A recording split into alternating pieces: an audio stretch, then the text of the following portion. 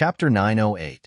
If one wanted to become one of the higher-ups in Yangxia, one's personal integrity was not enough. That was just a standard to measure how useful a person was. First, one had to have this foundation. Then, one's ability would be measured. As long as one had outstanding ability, knew how to do things, and knew when to yield and when to stand tall, such a cadre was what he urgently needed. Yes, I will remember it. I will not make the same mistake twice. Although Wu Qian did not know what Yang Qindong meant, he still replied instinctively. Good, since that is the case, Sixth Madam recommends you to be the head of the anti-corruption department. What do you think? Since he had already admitted his mistake, and the matter was not his fault, Yang Qindong decided to give Wu Qian a chance. I have no objections. I will listen to the sixth young master's arrangements and orders. Wu Qian instinctively replied. But the moment he said that, he was stunned. Anti-corruption department? What department is that? Why have I not heard of it before? Of course you have not heard of it. This time, it was Luan Xiaoyu who answered him. Sir Wu, this is a new department set up by the sixth young master. You should know from the name that it is mainly focused on official corruption. The sixth young master believes that people's hearts are hard to satisfy, not to mention those officials who hold great power. To them, just the supervision of the Department of Supervision is far from enough. With the anti-corruption department, everything would be different. The two departments could take care of things at the same time. In this way, the officials who had done something wrong but still thought they were lucky would know that even if they could deal with the Ministry of Supervision, the anti-corruption department was also a mountain that could not be leaped over. This was the so-called double supervision. All right. This anti-corruption department is of the same level as the Department of Supervision. You will be the head, so you can do whatever you want. Wu Qian was originally someone that Luan Xiaoyu had her eyes on. He was also a talent that she promoted when she was the leader of the five-man team. Now that Wu Qian was in an important position, it was equivalent to acknowledging all of Luan Xiaoyu's actions in Chenong City. If Luan Xiaoyu personally gave this order, it would highlight her reputation. It would let those who thought that she was going to lose power and those who were watching on the sidelines know that she was the sixth madam, the unchangeable sixth madam. His previous self-examination of his movements was also correct. Anyone who questioned his decision would be questioning the sixth young master's decision. That would be unacceptable to the entire Chikin city, the entire Ryukyu Island, and even the entire Yangxia Island. Wu Qian listened to Luan Xiaoyu's words seriously. At this moment, his face was already covered in tears. At this point, he understood everything. Whether it was the previous suspension or dismissal, it was just a test. First, he had to cut off the source of all evil around him before giving him a heavy responsibility. In the end, everything was for his own good. After understanding all of this, Wu Qian bowed to the ground again and kowtowed. Thank you, sixth madam. Thank you, sixth young master. I will definitely live up to your expectations. I will do my best until the day I die. Wu Qian had clearly submitted. Luan Xiaoyu turned her head and smiled at Yang Qindong. She knew that Big Brother wouldn't wrong any good person. Thinking about how she had pleaded with Big Brother before, how laughable was that? With Yang Qindong's ability and sharp eyes, was there anything that could be easily hidden from him? Yang Qindong also smiled. After the investigation, he found that Wu Qian, who was not an official during this period of time, had performed very well. He did not make a fuss, nor was he decadent. Only such a person could be reborn. Only such a person would shine brightly when placed in an important position. Wu Qian accepted his new position. What followed was Yang Qindong's warning. Other than reminding him to be careful when using people in the future, he also told him about the establishment of the anti-corruption department. The location had already been chosen. It was also a 4-story building that occupied a large area. As for the personnel, he could transfer them from all over the place. In short, he would give you whatever you wanted. However, the results of the work had to be shown. Other places didn't matter. Within 3 months, Chikin City wouldn't allow any corrupt officials or officials who used their power for personal gain. Within half a year, the entire Ryukyu Island wouldn't allow any corrupt officials to appear. Otherwise, if he found out, Wu Qian's position as minister would be over. Catch them at the root. In the future, the political department will also seriously review the promoted officials. They will require their assets to be publicly announced, their previous records to be publicly announced, and their personal talents to be publicly announced. In the process of these 3 announcements, if there are any problems, they have to be carefully investigated. In short, don't give corrupt officials a place to live. Yes, 6th young master. I will remember, Wu Qian said very seriously. Since Yang Chendong trusted him so much, he had to act. He wanted to do everything for the sake of the public. He wanted those problematic officials to hear his name in the future to be unconsciously afraid. About an hour later, Yang Chendong and the 6th madam walked out of the Wu estate. There was no one nearby. Luan Xiaoyu said happily, "Big brother, thank you. I should be the one thanking you. Thank you for finding a talent for our Chiken city." Hee. Luan Xiaoyu was very happy after being praised. Then she looked left and right and found that this wasn't the road back to the palace. She asked curiously, "Big brother, where are we going now?" "We're going to Vice Minister Long Tianan's house." Yang Chendong replied with a smile. After solving Wu Qian's problem, it was time to solve the other minister candidate. In the Long estate, compared to Wu Qian's place, it was quite lively. At least Long Tainan had Yang Duo by his side. Since Long Tainan was removed from his position, Yang Duo came more frequently. After Long Tainan lost his position, he didn't have to be as scrupulous as before. Instead, he could express his love for Yang Duo more naturally. Previously, there were all sorts of rumors, but once the matter became true, Yang Duo really wanted to ask her younger brother what was going on. Wu Qian had committed the crime of not knowing how to use people. What crime did Long Tainan commit? In this regard, Long Tainan expressed a very clear refusal. In his words, he wasn't originally committed to the position, but because he really wanted to do something. Since there was no such opportunity now, then he would just go home and do farming. At that time, his wife and children would warm the bed. It would also be a wonderful thing, but he was worried that Yang Duo couldn't bear the hardships. Yang Duo listened to Long Tianan's plan for the future, and her face was full of joy. She was also a person who liked to fight. Many years of education told her that her man was her sky. Therefore, she yearned to go to the countryside and do farming.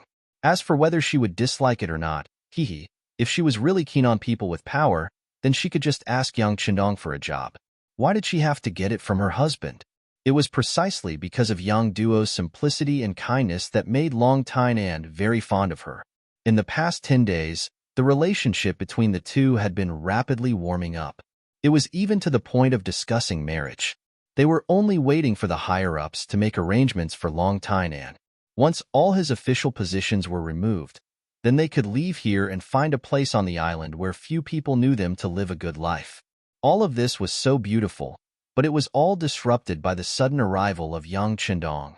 The gatekeeper nervously reported that a large group of people had arrived outside. When a young man among them claimed to be the 6th young master, his legs were still spinning. Obviously, he couldn't believe this fact. Who was the 6th young master? How could he come to a house where an official was removed? On the other hand, Yang Duo wasn't surprised, but she was still worried. Instinctively, she thought that her 6th brother's appearance was for her. After all, she wasn't anyone to Long Tainan yet. A woman always running around in a man's house. It wouldn't be good if word got out.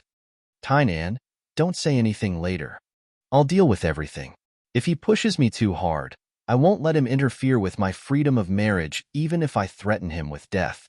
Staying in Chichen City, she didn't learn anything else, but the word freedom was often mentioned. Long Tainan wanted to stand up and say something, but he also knew that in front of someone like the 6th young master, he had no right to speak. If he didn't do it well, it would make things even more embarrassing. So he nodded. "Okay, Duo Air, don't worry. If he really pushes me too hard, I'll fight to the end even if I have to give up my life." "Okay."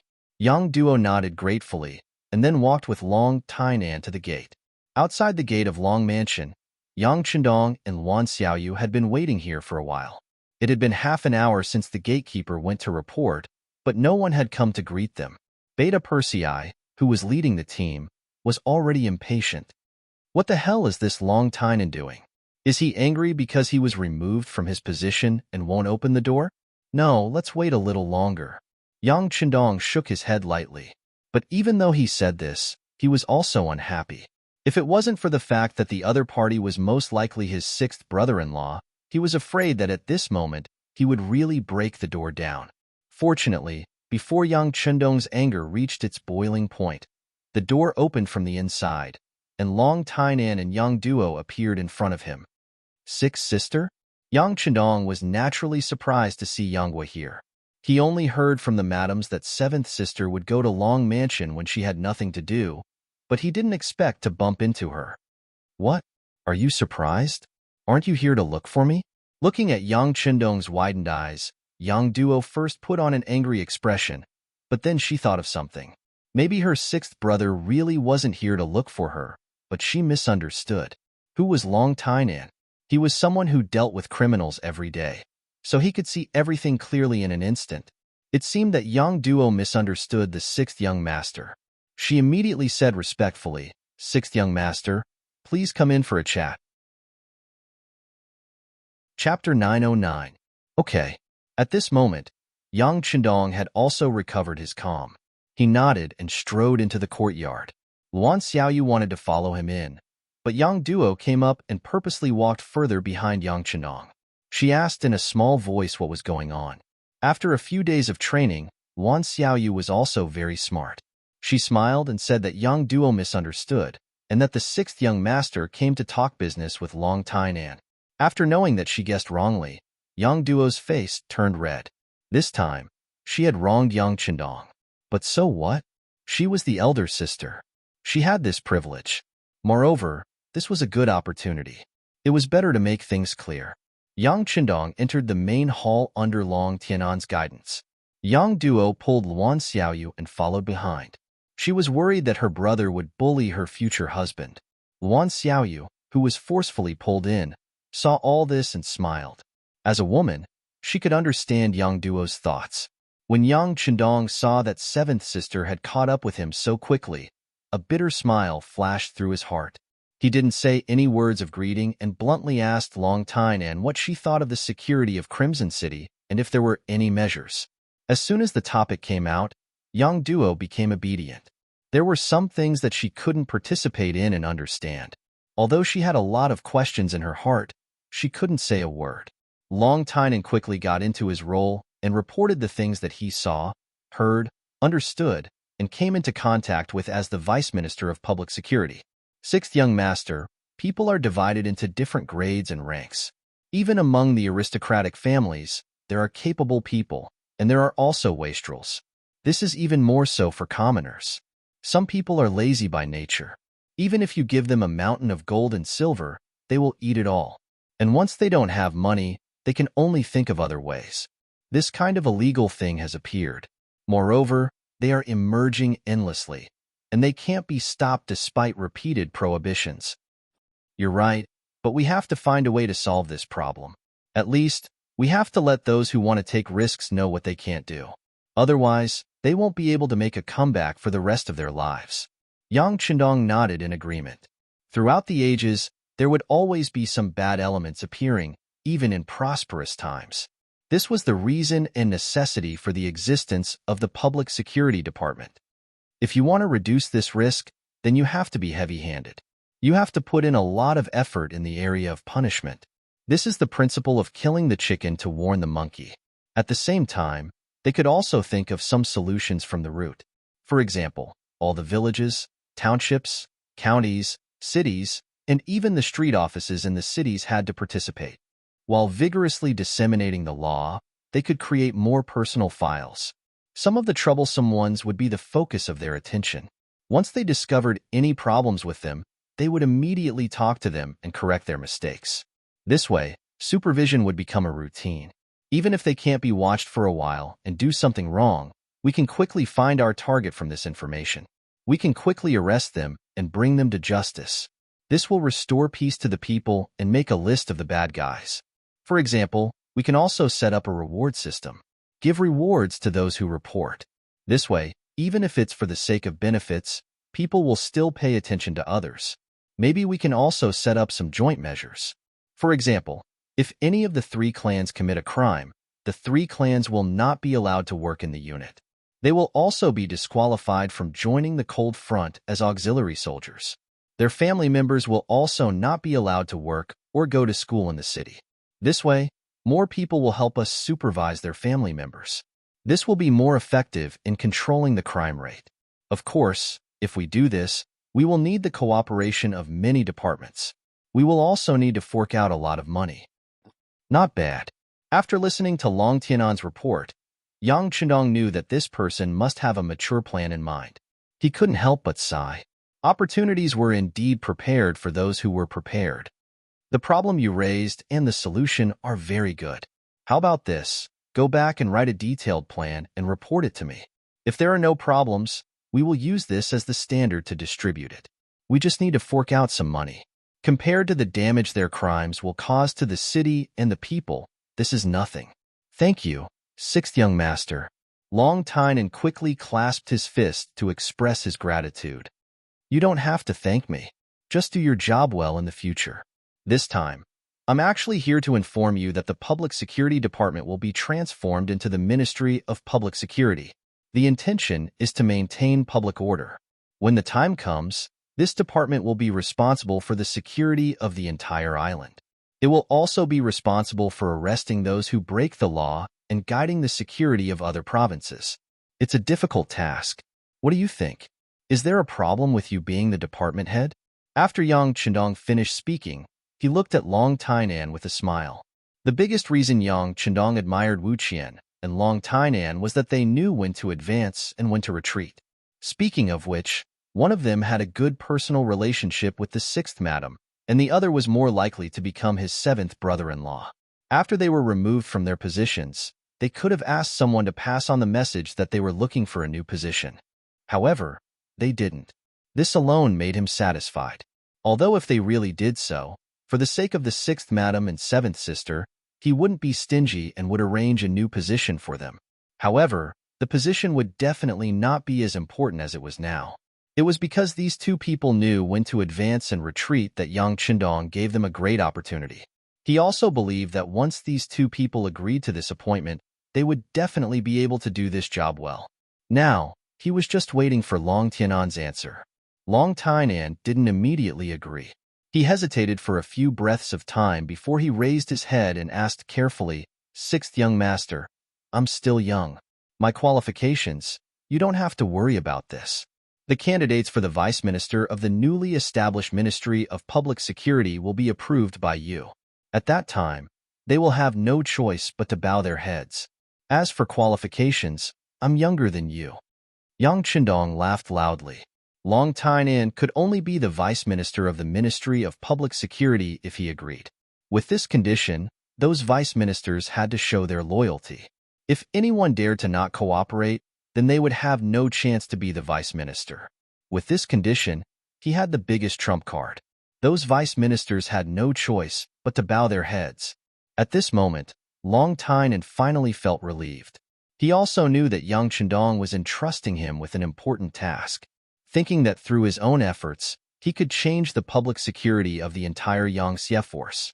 At this moment, he had already thrown the matter of farming to the countryside to his ear. He promised, "Long Tainan is willing to go through fire and water for the sixth young master. I won't hesitate to die 1,000 times." Haha, good.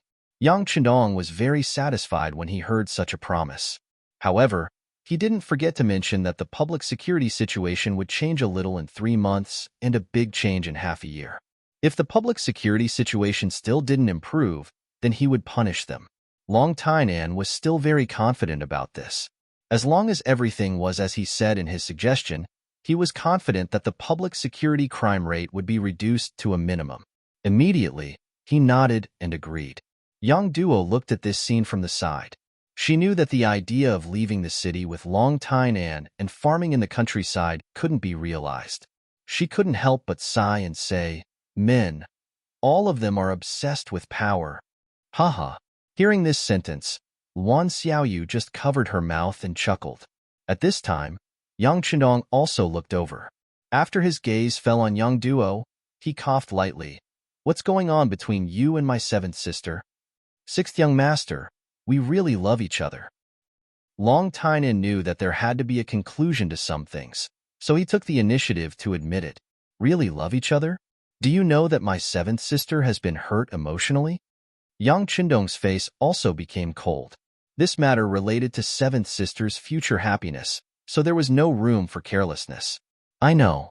I haven't seen what the previous person was like, but he must be a bastard. He didn't know how to cherish such a good woman. Long Tianan's eyes flashed with hostility. He was obviously a little angry. Seeing that Long Tainan didn't look like he was faking it, Yang Qinong nodded. I have always been a very reasonable person, but if you bully my seventh sister in the future, or betray her feelings, then I will definitely make you wish you were dead. These words are effective for life. You have to think about it carefully. There are some things that you can regret now. Yang Duo, who was at the side, heard these words. Hearing Yang Qindong threaten Long Tainan like this, she couldn't bear it and wanted to say something. However, Luan Xiaoyu pulled her back in time and shook her head at her. Right now, Yang Qindong was standing up for Yang Duo. If she interjected now, then all those words would have been for nothing. Long Tainan didn't answer the question immediately. He could feel that the sixth young master wasn't just saying that for fun. Instead, the sixth young master was truly moved. If such a day really came, it would be impossible for him to escape unscathed. But he really liked Yang Duo, so he naturally didn't fear this kind of threat. Long Tainan slowly raised his head and looked at Yang Qindong, who was staring at him, and said word by word, I will treat Duo Air well for the rest of my life. This isn't because she is the sixth young master's sister, but because I truly love her. Good, very good. I believe you can do it. Since it's like this, if my seventh sister doesn't object, then prepare to get married. Do it before the Ministry of Public Security is established. Yang Qinong could see that all these words came from Long Tianan's heart. Since his seventh sister was willing, of course he wouldn't break them up. Not to mention, he was also very optimistic about Long Tianan's character and ability. Choosing the wedding before the Ministry of Public Security was naturally to tell Long Tainan that for the smooth progress of work, he could take advantage of the situation. Presumably, with his title as the sixth young master's brother-in-law, there wouldn't be many people who dared to play tricks with him. Yang Qindong was about to leave the Long mansion. Yang Duo hugged him and cried. She was grateful to her brother. If it wasn't for Yang Qindong, she would probably still be biming the capital. It was unknown if she could even endure until today. All right, seventh sister, you're going to be a bride soon. You won't look good if your eyes are swollen from crying. The palace will still be your home in the future. You can come back whenever you want. If anyone disagrees, tell me and I'll teach them a lesson. Yang Qindong patted Yang Duo's back and said while pretending to be fierce, annoying. Yang Duo laughed through her tears. At this moment, her smile was like a spring flower blooming on a branch. Chapter 9-10. A day later, the documents regarding the establishment of the Anti-Corruption Department and the Public Security Department were issued. There was no sign before, so when the documents were issued, many people were stunned, especially when they saw that the new ministers of the two departments had been decided, and that they were Wu Qian and Long Tainan, who had been dismissed previously. Many people immediately regretted it. If they had known earlier, they would have gone to the cold stove. Perhaps they would have been able to seek suitable positions in the two new departments now.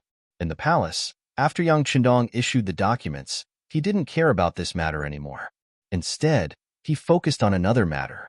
This morning, the Security Bureau reported that the Spanish ships stopped at the port of Cologne. At the port of Campo of the House of Phnom Penh, 200 muskets were sold there. As soon as the news came out, the Security Bureau personnel in charge there felt that the situation was serious and quickly reported it on the radio. In the palace hall, Commander Gao Xiong of the 1st Marine Army and Commander Long Song of the 1st Marine Division stood opposite Yang Qindong, standing tall and straight. Borimov is not honest. After Yang Qindong said this, he looked at the two generals and asked, Let's talk. What do you think? Sixth young master, it's our Navy's fault for not being able to stop the foreign ships from appearing in time. I request to join the battle and destroy this caravan as an example. Gao Xiong was the first to express his opinion and expressed his willingness to fight at all costs. This time, when Yang Qindong returned to Chichen City, he told him about the foreign merchant ships. He asked them to be watched because the current merchant ships were just scouting, and once the situation here was clear, the next one may not be a merchant ship but a warship. Although Gao Xiong's ability was good, and he was also ruthless as a pirate, he didn't think that these foreign merchant ships could pose a threat to them. Whether it was financial resources, military strength, or firearms, he was stronger than the opponent. Since they were willing to pay for protection, it was a good thing for him. Forcing them to leave was really a bit unreasonable. He didn't know the history of later generations, he didn't know the ambitions of the Westerners, and he didn't know that Macau would be colonized by Portugal for many years. Therefore, even though Yang Chendong had mentioned this matter, he had only arranged for people to pay more attention to these foreign merchant ships and had no intention of dealing with them. But now, the Spanish caravan wanted to sell firearms to the Golden Border dynasty, which was tantamount to supporting the enemy. If it was not dealt with, who knew what the two sides would trade next time? Once everyone had firearms, the safety of Vietnam and Laos would be worrying. Yes, we have to fight.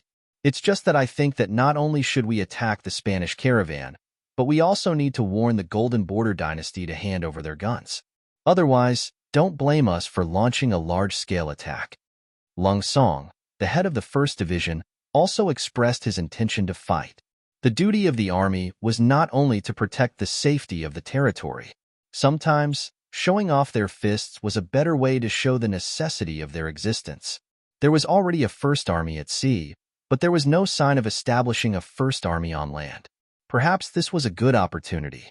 Both generals asked for a fight. This time, it was Yang Chendong's turn to ponder. War was not a game.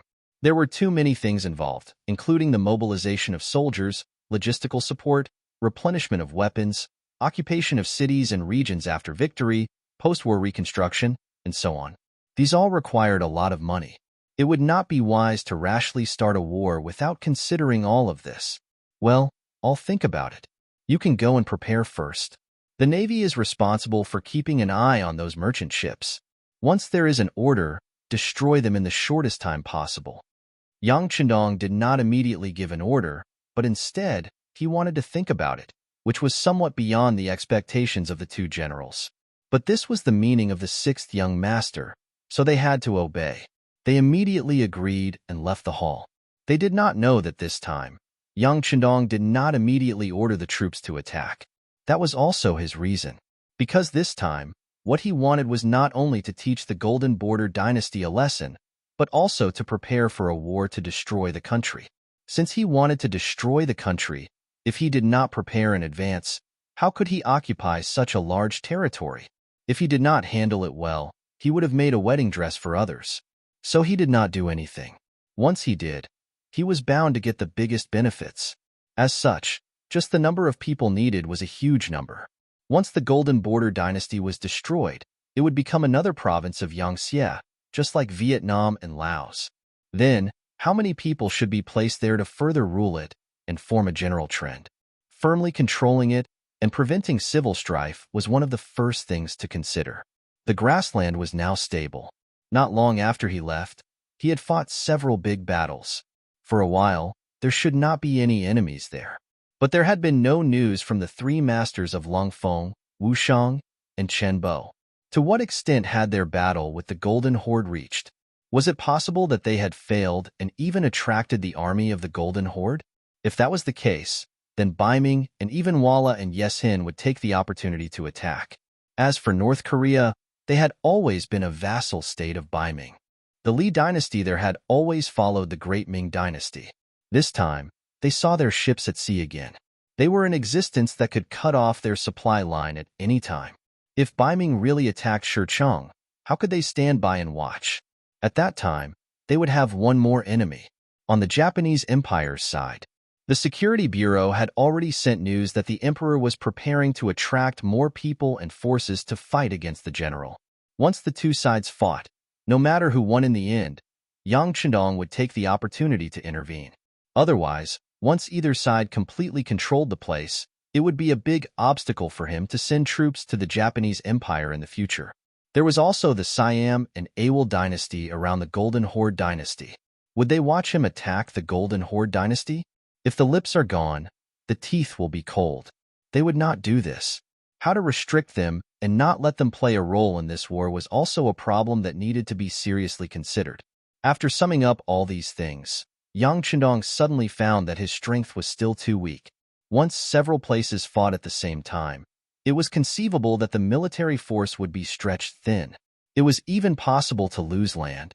It seems that I need to make a good plan, Yang Chendong said to himself. He picked up the pen and paper on the table and began to write the preparations that needed to be done. 7 days later, seventh sister Yang Duo's wedding. Yang Chendong, as the only relative in Chichen City, naturally had to show up.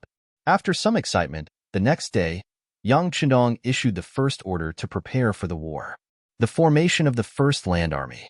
The commander was Long Song. His rank was also promoted from colonel to major general.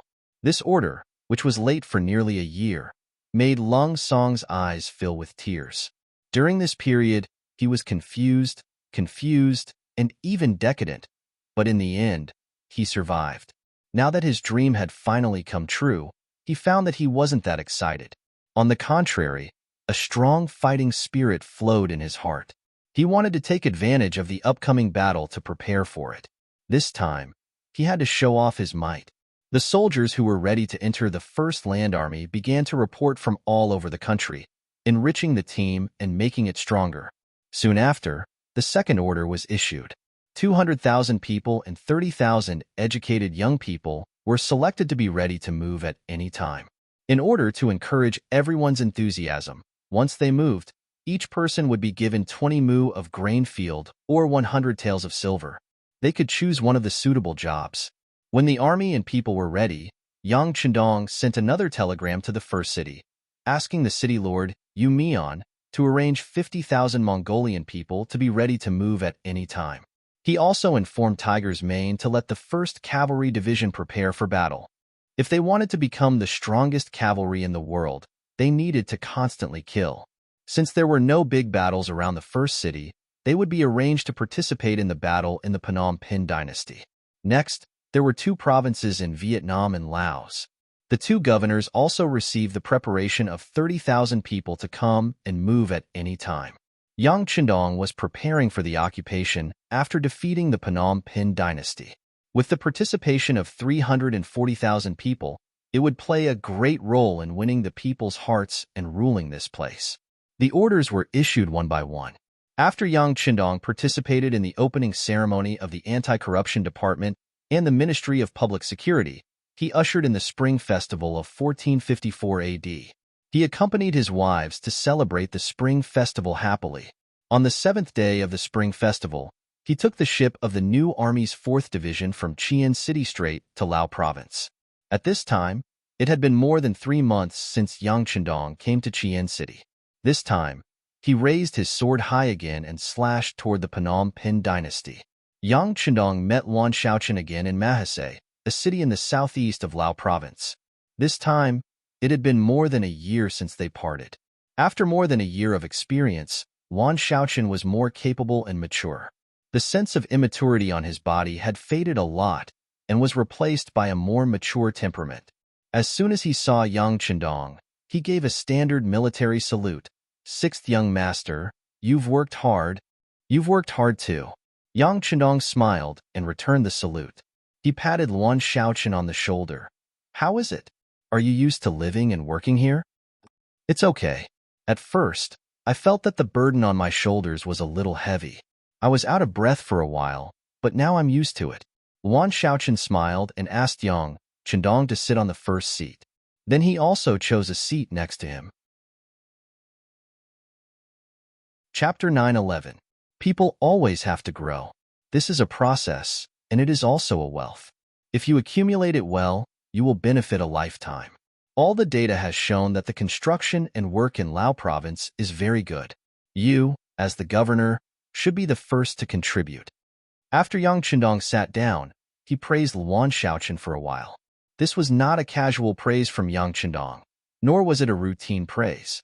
From the data, from the feedback of the Security Bureau and the CIA, the work in Lao Province was indeed very smooth. Compared to Vietnam Province, which had been conquered 4 months ago, Laos had already surpassed them in many aspects. Judging from this point alone, Luan Shaoqian had indeed done a good job. In fact, he could even be used as the basis for the Analects of Confucius. Thank you, sixth young master, for the praise. We have done far enough. There are still more things to do. Luan Shaoqian said modestly. Haha, okay, you did a good job. I am very happy. Xiao Yu is also very happy. You don't know, since you left Qiqian City, Xiao Yu has sent me countless telegrams. She is very worried about you, and she is very concerned about you. The facts also prove that I was not wrong. You did a good job. Her worries were unnecessary. Haha. Seeing that Yang Chendong was in a good mood, Luan Shaoqian just smiled. Although he and Luan Xiaoyu were brother and sister, and their relationship had always been very good, it would not be long before they became master and servant. This was something that had to be clarified first. Father and son, there was the etiquette between a ruler and a minister, and then there was the relationship between father and son. Knowing that Luan Shaoqian had a sense of propriety and would not say anything on sensitive issues, Yang Chendong changed the topic. Tell me, how is the situation here now?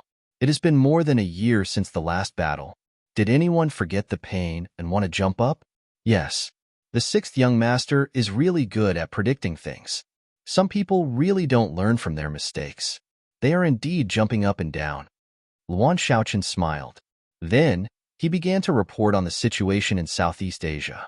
More than a year ago, the mercenaries found a suitable excuse to start a war with the Solingen family. They fought all the way to Suwing City, the hinterland of the Golden Rim dynasty. Boromir had no choice but to lower his noble head and take the initiative to reconcile. The war had brought peace to Laos, and over the past year, Laos had been developing rapidly. The economy had recovered and was even better than before, and the standard of living of the people was also improving day by day.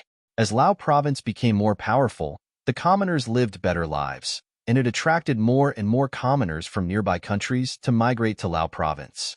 This was a good thing for Luan Shaoqian, who was in urgent need of manpower, but it was a headache for the surrounding countries.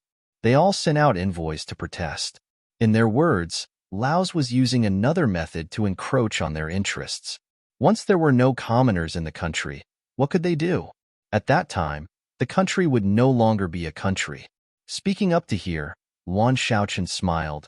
For this matter, we have suffered a lot from them. However, with the idea that strength is the right to speak, we in Yunnan province did not pay attention to them. Instead, we adopted the method left behind by the sixth young master. We deliberately strengthened the close relationship with the Siam dynasty and the Awad dynasty. We also selectively closed some of the entrances to the two neighboring countries and gave them more preferential policies in commercial cooperation. On the other hand, we continued to impose the previous high-pressure policy on the Golden Rim dynasty. In this way, under the unfair treatment, the Golden Rim dynasty could not sit still. Wave after wave of envoys were sent over. After their protests were ineffective, they blamed their allies, the Siam dynasty and the Awad dynasty, according to our plan. We learned from various channels that the so-called alliance of the three countries has entered a period of ice. They can no longer be the same as before. Good. This method of domination is beautiful, and the method of disintegration is also very good. Shaoqian, then you estimate that if we start now, will the alliance of the three countries still unite to fight against our army? Yang Chendong laughed with satisfaction. Now it seemed that leaving Luan Shaoqian to preside over the overall situation in Laos was indeed very correct. Sixth young master, are we going to start? At this time, Luan Shaoqian was also excited, and his whole body was tense. Well, this time I secretly came here for this matter. But the premise is that once we start against the Golden Rim dynasty, will Siam and Awad send troops? How many troops will they send, and whether their attitude will be firm? We must figure this out in advance. Yang Chendong nodded. Luan Shaoqian was someone he trusted. Naturally, there was nothing that he could not tell him. What's more, if he wanted to win this war, he must get Luan Shaoqian's full support. After telling the truth, Luan Shaoqian became more excited. Good. It's time to fight. Sixth young master, you don't know. Since we started to discriminate, the Golden Rim dynasty has also taken a lot of corresponding measures, such as increasing the military control at the border, strictly checking the people who want to migrate, strictly inspecting the caravans sent by us, and even imposing heavy taxes, etc. Sigh. Luan Shaoqian sighed and said, because of this matter, many businessmen have complained to the provincial government. But considering that we are still focusing on economic development and urban construction, and have no intention of fighting, we can only endure this silently. Now it's good. We can finally teach them a lesson. Looking at Luan Shaoqian's emotional voice, Yang Chendong just smiled.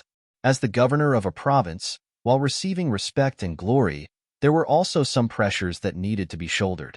Only by enduring all these would one be considered to have truly matured. Only then could one be considered to have achieved the fruits of one's cultivation and be entrusted with heavy responsibilities in the future. After a simple complaint, Luan Shaoqian spoke about the various possibilities that he thought would happen once it happened. Although the relationship between the three countries is not as good as before because of our dominance, the relationship between the three countries in the alliance is not as good as before. But after all, if the lips are gone, the teeth will feel cold. Even if they are planning for themselves, they will not watch the Golden Rim dynasty be captured by us. They should still send troops. Yang Chendong understood this point. After all, the existence of the three countries' alliance was to ensure their most basic interests, to ensure that they had a certain power to fight back in the face of more powerful mercenaries. Now that someone had touched one of them, it was tantamount to touching their foundation. What if we can end the battle quickly? Since there was already animosity in his heart, how to make full use of this was a problem that Yang Chendong had to consider. For example, if Sui Xiong suddenly took action and quickly eliminated the Goldbine dynasty, the war would be over by the time Siam and Ava reacted and gathered their forces. He did not believe that the two countries would take the initiative to start a war with the mercenaries. Fast? How fast? Luan Shaoqian instantly understood the meaning of Yang Chendong's words and immediately looked curious. Solve it within 1 to 2 months. What do you think? Yang Chendong leaned back in his chair and said unhurriedly, 1 to 2 months? Really? Hearing that the Golden Rim dynasty could be taken down in such a short time, Luan Shaoqian was also shocked and thought that it was impossible. After all, it was a country with a large territory and enough troops and combat power to protect itself. But this was said by Yang Chendong, and Luan Shaoqian had to believe it. As soon as the words came out, Luan Shaoqian regretted it and looked embarrassed. What was he doing just now? Was he questioning the sixth young master? Well, don't have any pressure. It's normal for you to have such thoughts. Presumably, not only you, but everyone will think so. In that case, if we really solve the problem of the Golden Rim dynasty in a short time, they won't think of it. This will create enough favorable conditions for our next work, right?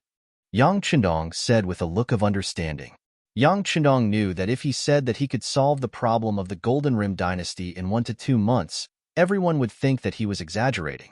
But such things had happened in history. For example, in the Gulf War of later generations, the powerful Western countries only took 1 month and 11 days to solve the war. At that time, the whole world was shocked. Yes, that Western country had everything that a modern army had. But in contrast, didn't the mercenaries have many advantages today? They had the world's strongest cavalry that had been in war on the Mongolian grassland for a long time. At sea, they had the world's fastest warships and the best artillery. With both sea and land, if they were well prepared, it was possible to solve the entire Golden Rim dynasty in a very short time. As long as the Golden Rim dynasty was annexed, the next Siam dynasty and Awa dynasty would be like a half-wrapped dumpling. They could be controlled however they wanted. In that case, controlling the 5 Southeast Asian countries bordering the Great Ming dynasty would become a reality. Once this place was connected and managed for a period of time, this place would become another Crimson City, a primordial city, and a new base. At that time, whether it was marching to other Southeast Asian countries in the south, attacking the countries on the sea, or to deter Ming, or even to the north, it would be possible. Only in this way could he kill without worrying about the safety of his backyard. The idea was beautiful, but there were also many issues to consider when it came to actual operation. For example, the migration of personnel, controlling the entire Golden Rim dynasty, and building it faster were the top priorities. Chapter 9:12. What Yang Chenong wanted was a Phnom Penh dynasty that could become his logistics base, not a Phnom Penh dynasty that was devastated, scarred, and could even have civil strife at any time. If this was the case, it was better not to occupy it, so as not to spend a lot of energy on it. That would not be worth the loss. Today's mercenaries were like the German army during World War II. They had strong military strength and financial support in the early stages of the war. However, after fighting one battle after another, he was ultimately defeated. One of the most fundamental reasons was that they couldn't see their own strength at all. They thought they were the best in the world, but they didn't know that strong combat power was not equal to strong ruling and management ability. Yang Chendong never thought of becoming a fat man in one bite. What he wanted was how to win wars quickly and steadily without shaking the foundation. For this reason, he set a goal for himself. That was, he would never spend too much time and energy in any war. If he could fight, he would fight. If he couldn't fight, he would withdraw immediately. Otherwise, once he fell into the quagmire of war, he might not be able to extricate himself. Once there was a problem in a certain link, it was not a matter of whether he could win others, but whether he could survive or not. Having a broader vision and a worldview beyond the world was also a major advantage of Yang Chendong. It was something that others could not compare to. Yes, if we can really solve the problem of the Phnom Penh dynasty in 1 or 2 months, then we can really catch them off guard and make them unable to send troops to help. In this way, I will do it. I will try to delay the time for Siam and Awa to send troops. After understanding Yang Chendong's intention, Yuan Shaoqian promised. Not only that, Laos and Yunnan province need to provide 30,000 people to the Phnom Penh dynasty. There must be a certain proportion of skilled workers among these people. After the war, it means that there will be reconstruction. This work is also very important. What Yang Chendong wanted was not only the full support of Yuan Shaoqian, but also the help of people and talents. Of course, the money for the reconstruction of the Phnom Penh dynasty after the disaster will be provided by Chichen City. Laos doesn't have to worry about this. Oh, that shouldn't be a problem. Although Lao province had only been established for a short period of time, it had the support of Chichen City. There were still many technical talents. When the time came, it should not be a problem to allocate about 5,000 people. Yuan Shaoqian agreed. Yang Chendong was gratified and said, "Time is tight. I can't reveal that I'm here for the time being. You have to do some work yourself. You also need to inform the governor of Vietnam, Songja. These are all my orders. You just need to convey them." Okay, sixth young master, I know what to do. Yuan Shaoqian nodded again. He knew that if war broke out, it would have a huge impact on the economic development of Lao province, but he had to follow the overall situation. Even in the long run, it was worth it to lose something now. One was his own people, and the other could become a bomb at any time. In the following time, Yang Chendong and Yuan Shaoqian talked for half a day in the small courtyard, exchanging opinions on some things. Yang Chendong also proposed a general direction of the development of things. As for the details, it was up to Yuan Xiaoli to grasp. The next day, Yuan Shaoqian left Mahase City. To the outside world, this was just an ordinary inspection, and it did not attract the attention of any forces. However, when he left, only he himself knew what sort of heavy responsibility he was shouldering. When he thought of the departure, Yang Chendong only gave him half a month to prepare. He felt great pressure, but at the same time, he was excited.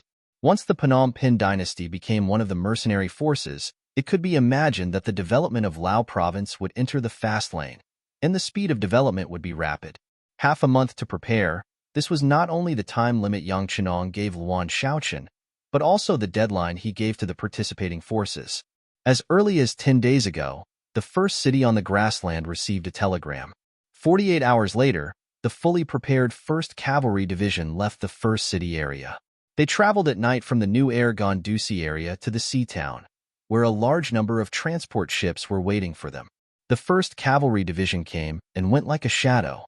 They did not even have a fixed training place. Everything was based on actual combat. Wherever they appeared, there would often be a war. Even if such an army suddenly disappeared on the grassland, no one would know and notice. This increased the stealth of the operation. When the various forces knew that the 1st Cavalry Division appeared in Southeast Asia and showed their powerful side to the Phnom Penh dynasty, it was already a matter of the future. Not only was the 1st Cavalry Division in action, but the 1st Sea Army of the Navy was also in action. Commander Gao Xiong gave the task of dealing with the Phnom Penh dynasty to Long Yuntian, the commander of the 3rd Division. Yang Chendong had personally promoted this person from an acting regiment commander to the position of a division commander. This time, it was time for him to perform and repay Yang Chendong. Advancing on both land and sea could greatly damage the Phnom Penh dynasty and shorten the time to occupy this place. In addition, he personally led more than 8,000 soldiers of the 4th Division of the 1st Sea Army, plus 8,000 soldiers of 20 auxiliary battalions. He seemed to have seen the scene of the 5-star flag being placed all over the Phnom Penh dynasty. After Luan Shaoqin returned to Wanxiang City, where the provincial government was located, he immediately made a series of arrangements. Some of them were for the province, some were for the province, some were for the province, some were for the economy, some were for the civil affairs, and some were for the military. 2 days later, Luan Shaoqin attended a regular meeting at the Lao Commerce Bureau and gave a speech. In view of the recent friendly relations with Siam and Ava, in order to deepen the relationship and cooperation between each other, the export point of goods was increased by 5% and the price was lowered by 5%. The comparison of 5% between the two countries increased the interest of the merchants of the two countries by far more than 10%. It would only be more. When the news came out, the merchants of the two countries were jubilant, and the major forces behind those merchants were also very happy. Since ancient times, officials and merchants were closely related. Luan Shaoqin saw through this and made this move. With this agreement, it could be greatly guaranteed that once the Phnom Penh dynasty was attacked, the reinforcements of Siam and Ava would slow down. After all, once they chose to fight with the mercenaries, it would inevitably affect the trade and the income and living standards of those in power. 3 days later, Luan Shaoqin represented the Lao government to express great dissatisfaction with the Phnom Penh dynasty's blockade of the border. 2 days later, the Lao army in the province began to move frequently. Under the leadership of General He Guang, they quickly moved to the border area of the province and began to gather a large amount of food. When there was a change in the military, it was often the first to attract attention. The spies of Phnom Penh, Siam, and Ava in Lao also moved. However, what they did not understand was that the mercenaries stationed in Laos and Vietnam, the 2nd Division of the Cold Front, under Luo Per, did not move at all. They were still training in the barracks. From time to time, they could see the army running and training outside the barracks. The Lao army was just a local army, so it was not scary. The 2nd Division of the mercenaries was the existence that could affect the hearts of the 3 countries. Therefore, after seeing this result, the 3 parties almost all had the same opinion. That was, the Lao army's movement was just to deter the Phnom Penh dynasty. They did not intend to really move. Of course, if the Lao army really moved, it was still uncertain whether they could defeat the Phnom Penh dynasty. 3 days after the decision was made, they thought that the Lao army's movement would stop. After all, there was nothing to see if there was only thunder and no rain. However, what they did not expect was that the Lao army did not stop the so-called deterrence movement. On the contrary, they sent troops to Shandong City. Both sides stationed troops on the border. It was a sign that a storm was brewing. Siam and Ava could no longer stand by and do nothing. They sent out envoys to mediate between the two countries. In their eyes, the best situation was for all sides to get along well with each other.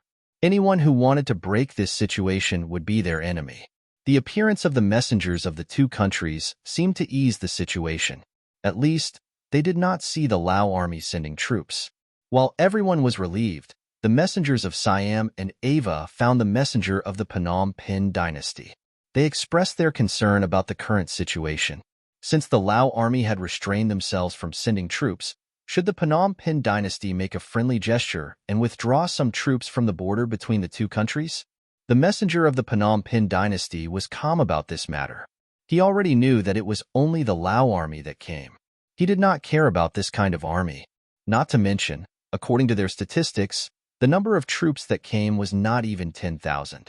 On the contrary, the Phnom Penh dynasty stationed 50,000 troops at the border.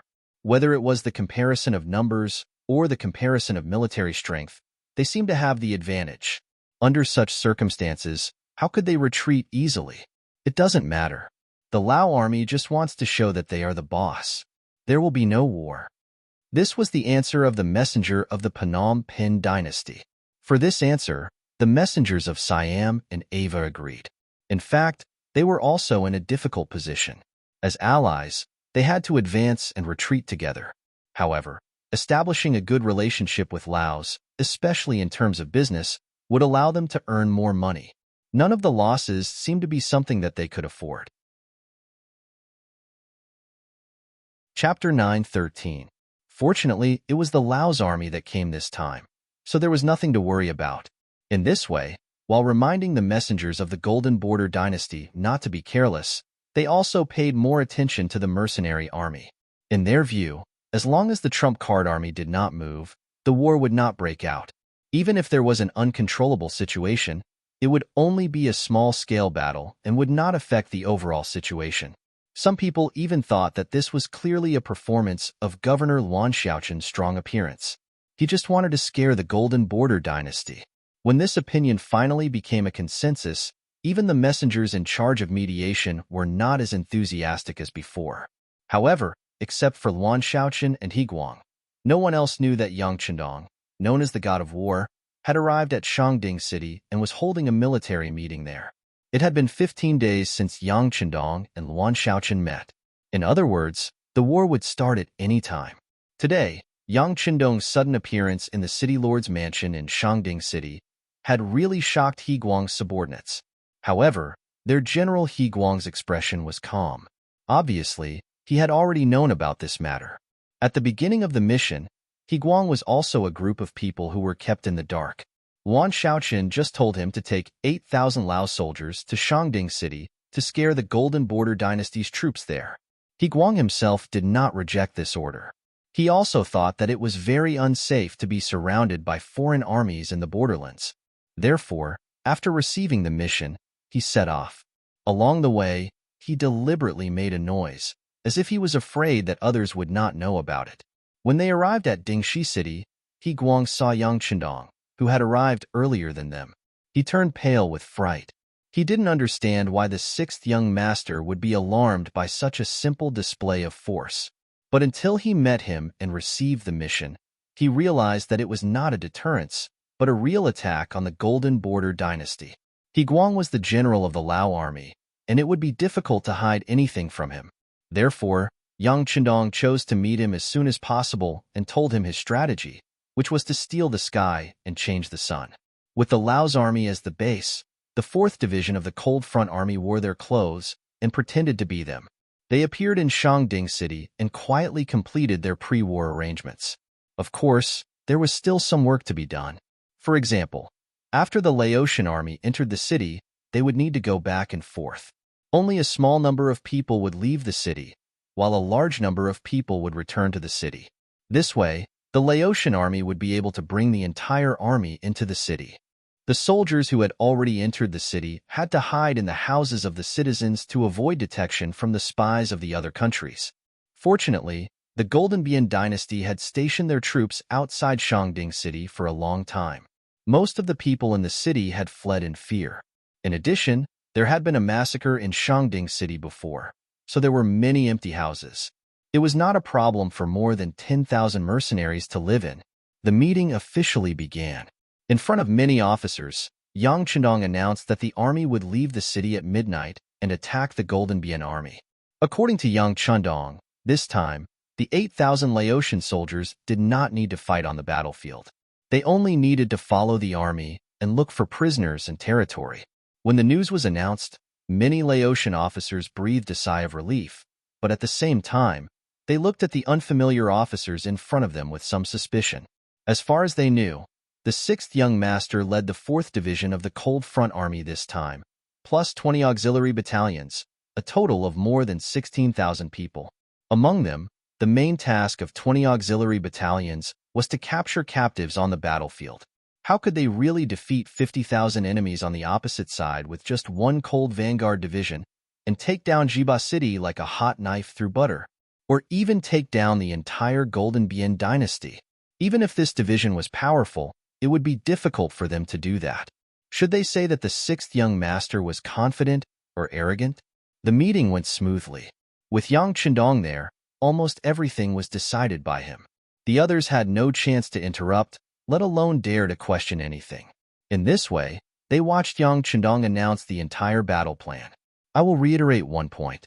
The main task of the auxiliary troops is to follow the main force of the 4th Division, provide them with ammunition, capture prisoners on the battlefield, and carry out simple battlefield rescue. The main task of the Laotian army is to receive and take care of the prisoners, receive the granaries and various warehouses in the cities we captured along the way, and do the necessary registration and arrange for the people sent from other places to live in the Siam pool. In this, I hope that everyone can perform well. If anyone dares to hide the trophies or be absent during the war, don't blame the military law for being merciless. These words were Yang Chendong's reminder to the Laotian army, because whether it was the Cold Front Army or the auxiliary troops, they were known for their strict military discipline. The Laotian army, on the other hand, was mostly made up of the original soldiers of the Kanglan Kingdom. Although they had undergone a certain restructuring, most of them were old and weak in the army, but this did not mean that they were really obedient.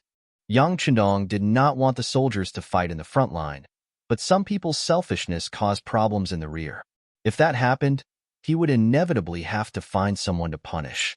War was a matter of money, but at the same time, plundering resources was also a considerable amount of wealth. After so many years, the Golden Bian dynasty had some wealth, which would play a huge role in the reconstruction of this place after the war. After the order was given, He Guang's expression became very ugly. He knew that the 6th young master did not trust the Laotian army, but he could not refute. He could only stand at attention and say, "6th young master, please rest assured, I will definitely rectify the military discipline. If something like this happens, you don't need to kill. I will kill them and send them to you personally." Very good. I hope that this is not just for show, but for reality. Oh right, I forgot to remind you. I have sent a secret unit to watch everything in the dark. Whether you really did it or not, I will know very clearly. Yang Chendong nodded and did not forget to remind He Guang again. If he warned them to this extent, and they still showed their greedy nature, then he could only kill them as an example. He Guang and the officers of the auxiliary troops quickly left. Only Yang Chendong, Ling Daqiang, and the 4 regimental commanders were left in the room. The 5 of them stood in a line. Yang Chendong looked at them with a smile, and then helped them tidy up their uniforms. You don't need to feel pressured. To be honest, your opponents this time are still very strong. 6th young master, we are not afraid of strong opponents. We will be stronger than them, Ling Daqiang said confidently. Yes, we will be stronger than them, the 4 regimental commanders said in unison. At the same time, their faces were filled with killing intent and confidence, as if their bodies were burning, and they were ready for a bloody battle on the battlefield. The 4 regimental commanders were the 1st regimental commander, Gao Xiang, the 2nd regimental commander, He Wan, the 3rd regimental commander, Lu Zhang, and the 4th regimental commander, Yi Fengxing. They had all been promoted step by step as soldiers, and that was how they became regimental commanders. The 4 of them had also entered the military department of Resin City Academy to further their studies. They were capable of wielding guns and killing people, and were also well-versed in all kinds of military books. This time, the formation of the 1st Army was a good opportunity for them, and they had all been promoted from battalion to regimental commanders. This time, it was time for them to perform well on the battlefield. As young as they were naturally filled with confidence, and with the most powerful firearms in the world in their hands, they naturally would not put ordinary enemies in their eyes. It was a good thing for an officer to have confidence and morale. Yang Chendong chuckled and said, "It is good that you have the confidence to win. However, I think you have misunderstood my meaning. This time, your opponents are not outsiders, but your own people." Our own people? Including Ling Daqiang, the 5 soldiers were all puzzled. They didn't understand what this meant. Could it be that the 2nd Division had also come? If that was the case, then they would be under a lot of pressure. The 2ND Division's commander, Luo Pierre, was second only to Long Song and the others in the army. Everyone respected him. Yes, our own people. They are a cavalry unit that I formed when I was in the grasslands. Many of them even have foreign faces. Of course, they are all Han now, just like you all. That's right, they have a very resounding name. The world's first cavalry division. Haha, don't say that this young master didn't warn you. Although they are using cavalry sabers, based on the speed of their warhorses, they may not be inferior to you. You must be mentally prepared and not be outdone by others. Yang Chendong had a smile on his face when he thought about the news that the world's first cavalry division would arrive at Shangding City in the afternoon. He was looking forward to seeing who would perform better on the battlefield, Lung Feng or the cavalry. Hearing that it was cavalry, Ling Daqiang's expression became much more serious.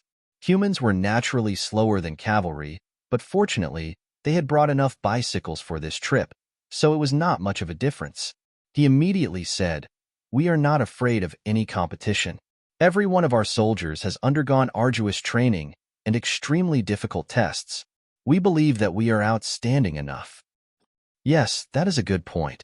However, every one of the cavalry of the 1st Regiment has also undergone strict and even harsh tests before they were able to join the army. They have gone through countless trials of life and death before they were able to achieve their goals.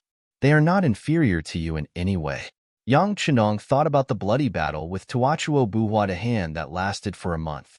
Now that they had undergone several months of arduous training, he believed that Tian who would bring him more surprises. Chapter 9:14. After giving them enough pressure, Yang Chunjiang turned and left, leaving Ling Daqiang and the other 4 commanders behind. Their expressions were not good, because on the table in front of them, there was an introduction about the 1st Cavalry Division. Oh my God, they are all people who participated in the Blood War. Their experience on the battlefield is not something we can compare to. The 1st commander, Gao Xiang, looked at the information seriously and said with a sigh, This opponent cannot be underestimated." The 2nd commander, He Wan, frowned and said. The 3rd commander, Lu Zhang, also said, "That's right." In comparison, although the selection of our soldiers is extremely harsh, they do not have much actual combat experience. Don't be afraid. The 4th commander, Yi Xingfeng, saw that the 3 commanders were trying to diminish his own morale and boost the morale of others, so he said, "We have the strongest guns in the world. This is something that no other army can compare to. This is our advantage." Well said. Ling Daqiang nodded at Yi Xingfeng. Although we have been cooped up in Crimson City for a long time and do not have much actual combat experience, our usual drills are not a joke. The death rate of 3 out of 10,000 in actual combat practice is enough to prove everything. And now is the time to prove our strength. I originally thought that this battle would be too easy and boring. Now that we have such a strong competitor, it is time for us to perform well. We need to use our actions to tell the 6th young master that we, the Cold Front, will always be the strongest. Yes, we, the Cold Front, will always be the strongest. The 4 commanders were stirred up and said in unison. At this moment, every single one of them was exuding a strong fighting spirit. Yang Chendong walked out of the main hall, followed by Beta Persei, who looked like he wanted to say something. Okay, if you have something to say, just say it. When did you learn to stammer like a girl? Yang Chendong noticed the change in Beta Persei and laughed. Young master, I am worried. Will your words affect the morale of the 4th Division? If they are pressured too much or their morale is damaged and they do not perform well, then it will be difficult for us to solve the problem of the Phnom Penh dynasty in 1 or 2 months with only 10,000 people. If this drags on, once Siam and Ava send troops, the situation will be bad. Beta Persei raised his head and looked seriously at Yang Chendong's back. It's okay, young master knows what to do. Besides, if the Cold Front can't even stand this little bit of pressure, then they are not worthy of their name. As for the result, we'll just have to wait and see. Yang Chendong laughed as he spoke. Only when there was competition would there be motivation. So what if he was Lung Feng? When it was time to carry the burden, he would carry it. To be honest, he had high hopes for the 1st Cavalry Division. He was looking forward to their perfect performance in this battle. The 1st Cavalry Division that Yang Chendong thought highly of had arrived at a forest outside Shangding City. After arriving here, Division Commander Tian who ordered the whole army to dismount and rest. When the sky was completely dark, they would enter the city to meet the 6th young master. They were originally made up of the most elite cavalrymen. After a few months of training, the 3 regiments of 6,000 men were completed. After a long period of training, the 6,000 cavalrymen dismounted when they heard the order. The warriors leaned against the trees and closed their eyes to sleep. Tian, who often said that an army that did not know how to use the time to rest was an unqualified army. A real soldier could use all the time to rest, even if they were in a hurry, in order to perform better in the upcoming battle. The division commander's order was carried out and carried out. Now that the order was given, except for the necessary scouts who were still wandering outside, the rest of the soldiers entered a state of rest. Tian, who first patrolled the area and looked at the surrounding terrain.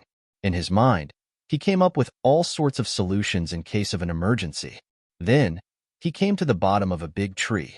Here, his 3 captains were already waiting for him. The 1st regimental commander, Taimu, the 2nd regimental commander, Lu Duo, and the 3rd regimental commander, Hu Bo sat there with a bloody aura. This was caused by them killing too many people recently. It was worth mentioning here that the 3 regimental commanders of the 1st Cavalry Division, which Yang Qindong thought highly of, were all captives. Just this spirit alone was enough to make few people rival them. Division Commander. When Tian Hu appeared, the 3 regimental commanders stood up together with a respectful expression. This was not only because they were regimental commanders and Tian Hu was their commanding officer, but also because Tian Hu had used his own strength to conquer them. During this period of time, with the first city and the embryonic North Desert City as the center point, they patrolled several times within 1,000 miles of the surrounding area. Whenever they encountered a patrolling cavalry from a hostile force, they would kill them without hesitation. Among them, Tian Hu had killed the most enemies. His dual sabers were like an art. Once he killed the enemy, it was dazzling and impossible for the enemy to guard against. In the grassland, there was a saying of the 3 tigers. Tiger's Mane, Iron Tiger, and Tian Hu were listed as the 3 tigers by the heavenly Khan side. This meant that they were the most powerful and invincible existences. To be listed as one of the 3 tigers, Tian Hu was naturally very happy. However, he also knew that this was just a saying among the people and was not recognized by Yang Qindong. In his eyes, it was extremely important to get the recognition of the 6th young master. Therefore, after receiving the order this time, he made up his mind to perform well and let the 6th young master see his ability. He wanted to let the 6th young master know that it was a right decision to hand over the 1st Cavalry Division to him. "Take a seat," Tian Hu said casually. Usually, he was still very approachable. Only on the battlefield would he become a butcher, a killing tool. If someone violated the military law at that time and fell into his hands, they would definitely suffer a fate worse than death. I'm sure everyone is familiar with the battle plan, so I'll only say one thing. This is the first chance for us, the 1st Cavalry Division, to show off in front of the 6th young master. I don't want to see anyone holding us back. In short, once we're on the battlefield, charge forward with all your might and kill with all your might. We'll definitely get the credit. Tian Hu's expression was calm, but he was also very serious as he spoke. This was to set the tone for this battle. The 3 captains all nodded in agreement. However, the 1st commander, Taimu, expressed his opinion. "Commander, I heard that our competitor is the 4th Division of the Cold Front. They are all equipped with firearms. Although they don't have war horses, they have bicycles that can move freely and they don't need to eat food. I'm afraid that their speed won't be too slow. Firearms are powerful, but charging on the battlefield requires time to aim and preparation. Every soldier has to bring a large amount of ammunition with them. This will definitely slow them down." The 2nd commander, Lu Duo, said without a change in expression. He was clearly very confident. "Commander Lu is right. We have the fastest speed on land. No one will be faster than us." Hu Bo agreed. Although they were all surrendered generals, Hu Bo's surrender was still out of everyone's expectations. This person was originally from the Tatar faction. He had seen the army being defeated by the mercenaries with his own eyes. No one knew if he really wanted to take revenge. Because of this, someone had reminded Tian Hu that this person could be used. However, he must not give him any real power. He must not be allowed to become a commander.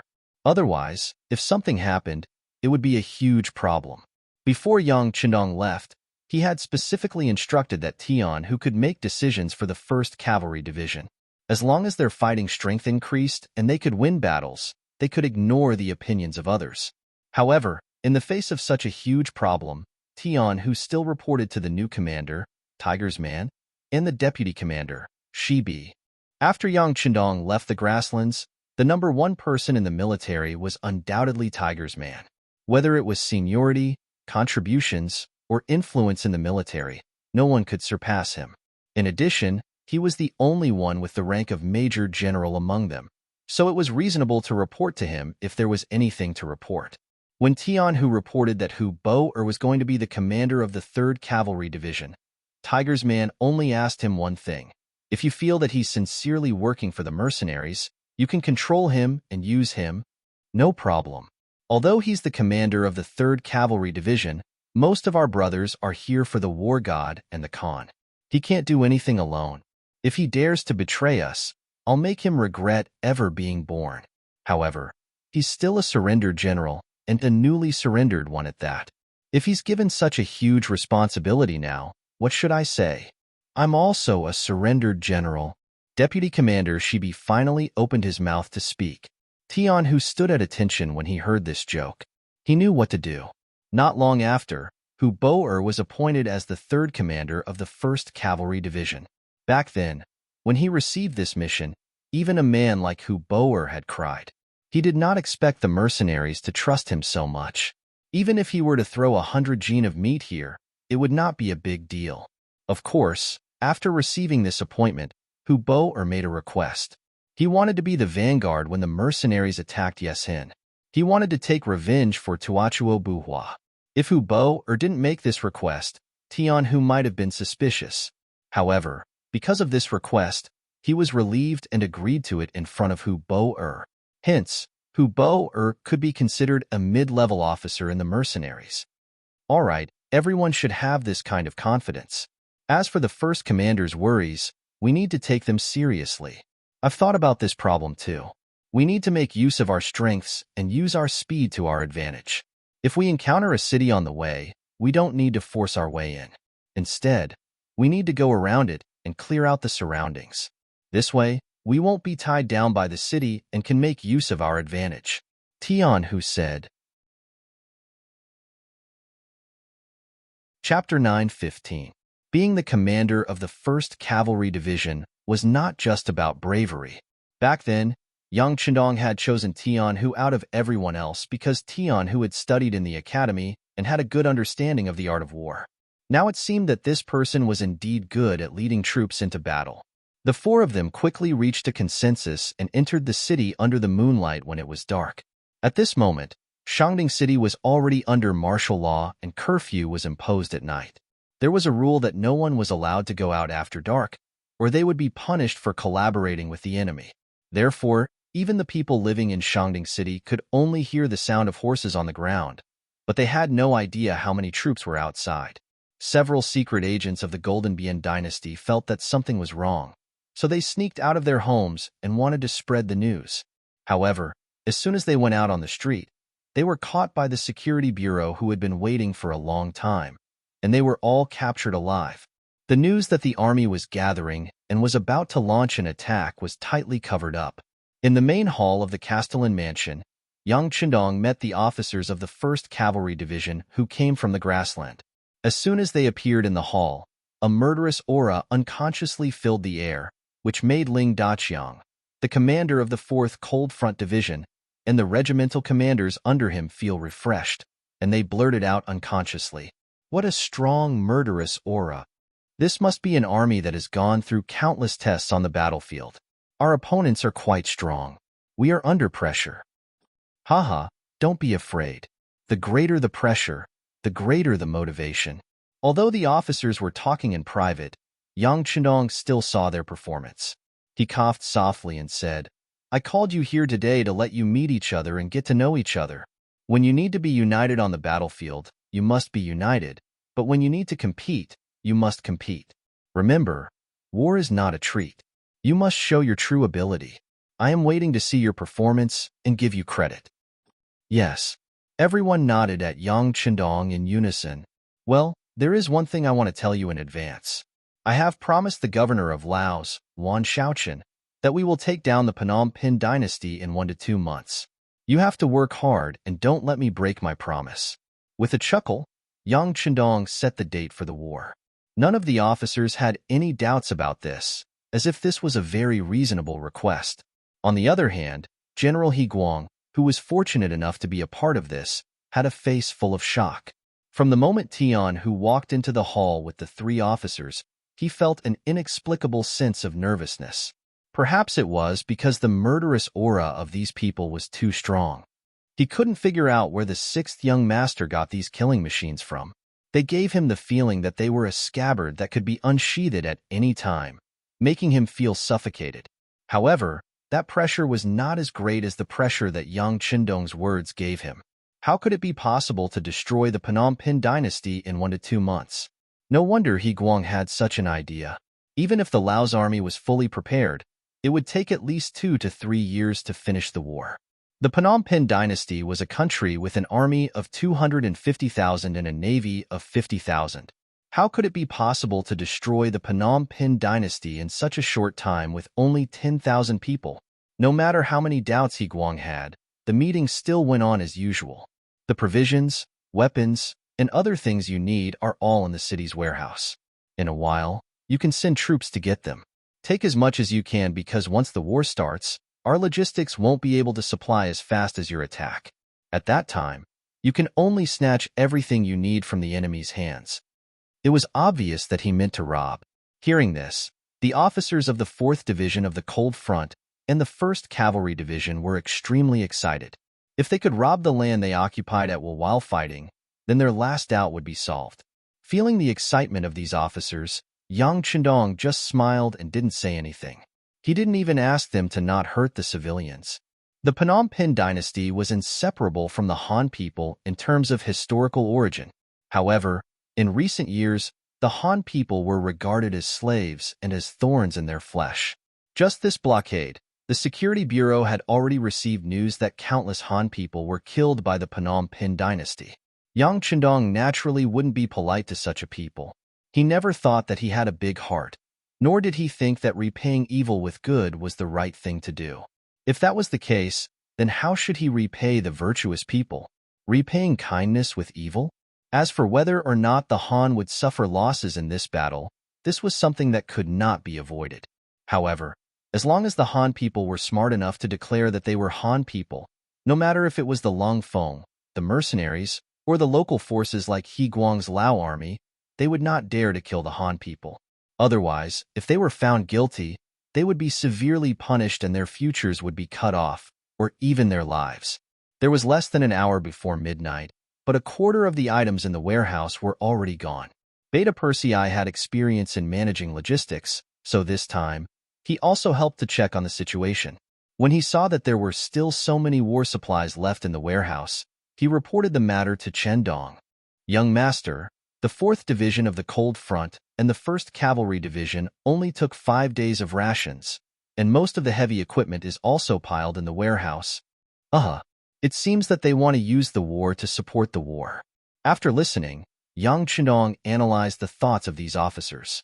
This was also good. With less heavy items, they could maximize their speed. This also made Yang Chendong very curious. He was looking forward to seeing the excellent performance of these 2 elite units. The supplies were distributed to the soldiers one by one, and then everyone began to check their weapons and equipment an hour before the war to make the final preparations. The guns were wiped again and again, and the horses were also fed, which would be more conducive to the horses' speed. Soon, it was almost midnight. Let's go. After the order was given, the east and west gates of Shangding City were immediately opened, and then an army of 8,400 rode out of the city on bicycles, while an army of 6,000 rode out quietly on horses. They avoided the south gate, which was the closest to the enemy. When they all left Shangding City from the east and west, the sound of iron horses galloping on the ground spread out. 1 man and 2 horses, a total of 12,000 horses, like a dragon entering the sea, went straight to the army of Phnom Penh dynasty. They moved so fast. Everyone, speed up. Feeling the tremors from the earth, the commander of the 4th Division, Ling Daqiang, also shouted loudly. Then more than 8,000 bicycles rushed to the first blockade line 10 miles away from Shangding City under the moonlight. When it came to short distance marching on a plain, no one would be a match for the cavalry. What's more, which soldier of the 1st Cavalry Division was not a master of horsemanship? They leaned lightly on the horses to reduce wind resistance, and quickly went to the first blockade line of the Phnom Penh dynasty. This blockade line had been in place for nearly half a year. In the beginning, they were still nervous for a while, afraid that the mercenaries would suddenly kill them. But as the days passed and nothing happened, everyone unconsciously relaxed their vigilance. Just like tonight, most of the soldiers of the Phnom Penh dynasty were still asleep. All of a sudden, they felt the earth tremble. Those who were highly alert and sleepy crawled out of their beds. However, most of the soldiers were still lying in their blankets. It was the end of winter and the beginning of spring, so the temperature outside their blankets was still very cold. The 1st Regiment on the left, the 2nd Regiment on the right, and the 3rd Regiment at the back. Charge! Division Commander Tian, who took the lead. Seeing that the enemy camp with torches was less than 2 miles away, he issued the slogan to charge and kill the enemy. After the order was issued, the 1st Cavalry Division quickly changed the formation. The cavalry warriors of the 1st and 2nd Regiment also held a sword in one hand and a shield in the other to prevent the enemy's long-distance bow and arrow counterattack. The distance of 2 miles passed quickly. When they were 100 meters away from the enemy's bows and arrows were shot, but only sporadic crossbows. For the cavalry warriors who were used to Mongolian bows, such arrows were no different from scratching an itch. They either blocked with shields or slashed with swords. Soon, they rushed to the top of the formation. Then, the horses galloped and slashed. One by one, the Phnom Penh soldiers who had no time to react were cut down to the ground. Nearly 500 Phnom Penh soldiers who were responsible for night duty were killed in just one encounter. When the cavalry warriors rushed to the enemy camp and found that most of the enemy's tents were still motionless, the 1st and 2nd Regiments calmly issued the order to throw long hooks and pull the tents. The so-called throwing long hooks and pulling the tents meant that the cavalry threw out long hooks one by one and hung them on the 4 corners of the tents. Then, for groups of horses ran in different directions, forcibly tearing the tents apart at the fastest speed. The enemy in the tents was exposed to them without reservation. The cavalry, who had been trained and practiced many times, was in groups of 4. Soon, the tents were forcibly uprooted one by one. Countless Phnom Penh soldiers were exposed under the moonlight. Most of them were not even properly dressed, let alone holding any weapons in their hands. This was a one-sided massacre. It was a passive battle that no one had prepared for. The 5,000 soldiers of the Phnom Penh dynasty in the 1st blockade line were all killed in less than half an hour. Not a single one was left alive. Chapter 9:16. During this period of time, the 3rd Regiment did not remain idle. With their regiment commander Hu Bo-er as their leader, they charged towards the right camp. Following the example, the 5,000 enemy troops there were quickly wiped out. If not for the fact that Hu Bo-er had noticed that the 4th Regiment of the Long Fong Regiment had arrived and was in a hurry to leave, they would not have been able to kill so few of them. All right, the brothers of Lung Fong are here. Let's retreat. Hu Bo-er blew a loud whistle, and the 2,000 cavalrymen obeyed the order. Just like when they appeared, they left as quickly as they came, without any hesitation. In less than 3 minutes, the vanguard regiment of the 4th Regiment, Gao Xiang, had arrived on the battlefield.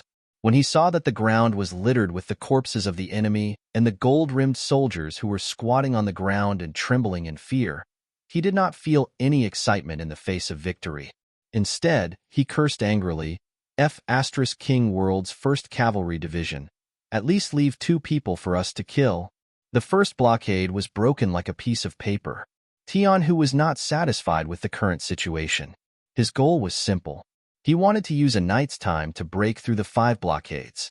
When the gates opened in the morning, he wanted to kill his way into the city. This was using speed to fight speed. Taking advantage of the fact that the enemy did not have time to react, he wanted to kill his way into the city. This was a bold idea that would exceed everyone's expectations. However, this was also a feasible strategy. Taking advantage of the enemy's lack of defense, the cavalrymen could rely on their speed to accomplish this. However, the prerequisite for all of this was that the 1st Cavalry Division could not afford to slack off or be obstructed in the slightest. After wiping out the enemy's first line of defense, Tian, whose confidence was greatly boosted, he immediately proposed the second plan of attack. The next line of defense would no longer be attacked by divisions, but by regiments. The second line of defense would be left to the 1st Cavalry Regiment, while the 2nd and 3rd Cavalry Regiments would charge forward without stopping. The 2nd Cavalry Regiment would attack the 3rd line of defense, while the 3rd Cavalry Regiment would attack the 4th line of defense. The cycle would repeat, and the 5th line of defense would be left to the 1st Cavalry Regiment, who had just arrived. This way, they could use the least amount of time to break through the enemy's blockade line one by one and achieve the strategic goal of entering Jiba City at dawn. Before the operation, the 3 regimental commanders and the battalion commanders already knew the specifics of the second plan. The division commander gave the order, and the 3 regiments immediately rushed forward at full speed. The facts had already proven that there were only 5,000 people on their side. With just a regiment of 2,000 cavalry, it was very likely that they would be able to wipe them out. The world's 1st Cavalry Division was advancing at an unimaginable speed. Compared to them, the 4 divisions of the Cold Front were slower. However, they were only slightly slower than the cavalry. After all, they mainly relied on firearms, and the weight of the supplies they carried was higher than that of the cavalry. However, they were almost running all the way without any intention of stopping. It was obvious that the cavalry division had helped them set up the first blockade. This made the soldiers of the 4th Division feel very humiliated. They swore that they would repay this humiliation by helping the cavalry division to set up a blockade. Only then could they be considered to be on par with the cavalry division. In order to achieve this goal, the commander of the 4th Regiment, Ling Daqiang, kept urging the Cold Front to speed up again and again. The wheels under everyone's feet were pushed to the limit. However, when they had just taken down the 2nd blockade line of the Golden Bian Dynasty, the scouts had already reported that the cavalry division had taken down the 2nd, 3rd, and 5th blockade lines in the west. The 4th blockade line was almost destroyed, and the cavalry regiment was heading towards the 5th blockade line. Damn! They divided their forces. The 1st Regiment commander, Zhang Xiang, was shocked. They only used 6,000 people in total, and they dared to divide their forces like this. They are really brave. The 2nd Regiment commander, He Won, praised sincerely, as expected of the 1st Cavalry Division. This time, our 4th Regiment has a worthy opponent. The 3rd Regiment commander, Lu Zhang, said. In the end, it was the 4th Regiment commander, Yi Xingfeng, who suggested, "Commander, let's divide our forces too. It has been proven that the soldiers of the Golden Bian Dynasty are too weak.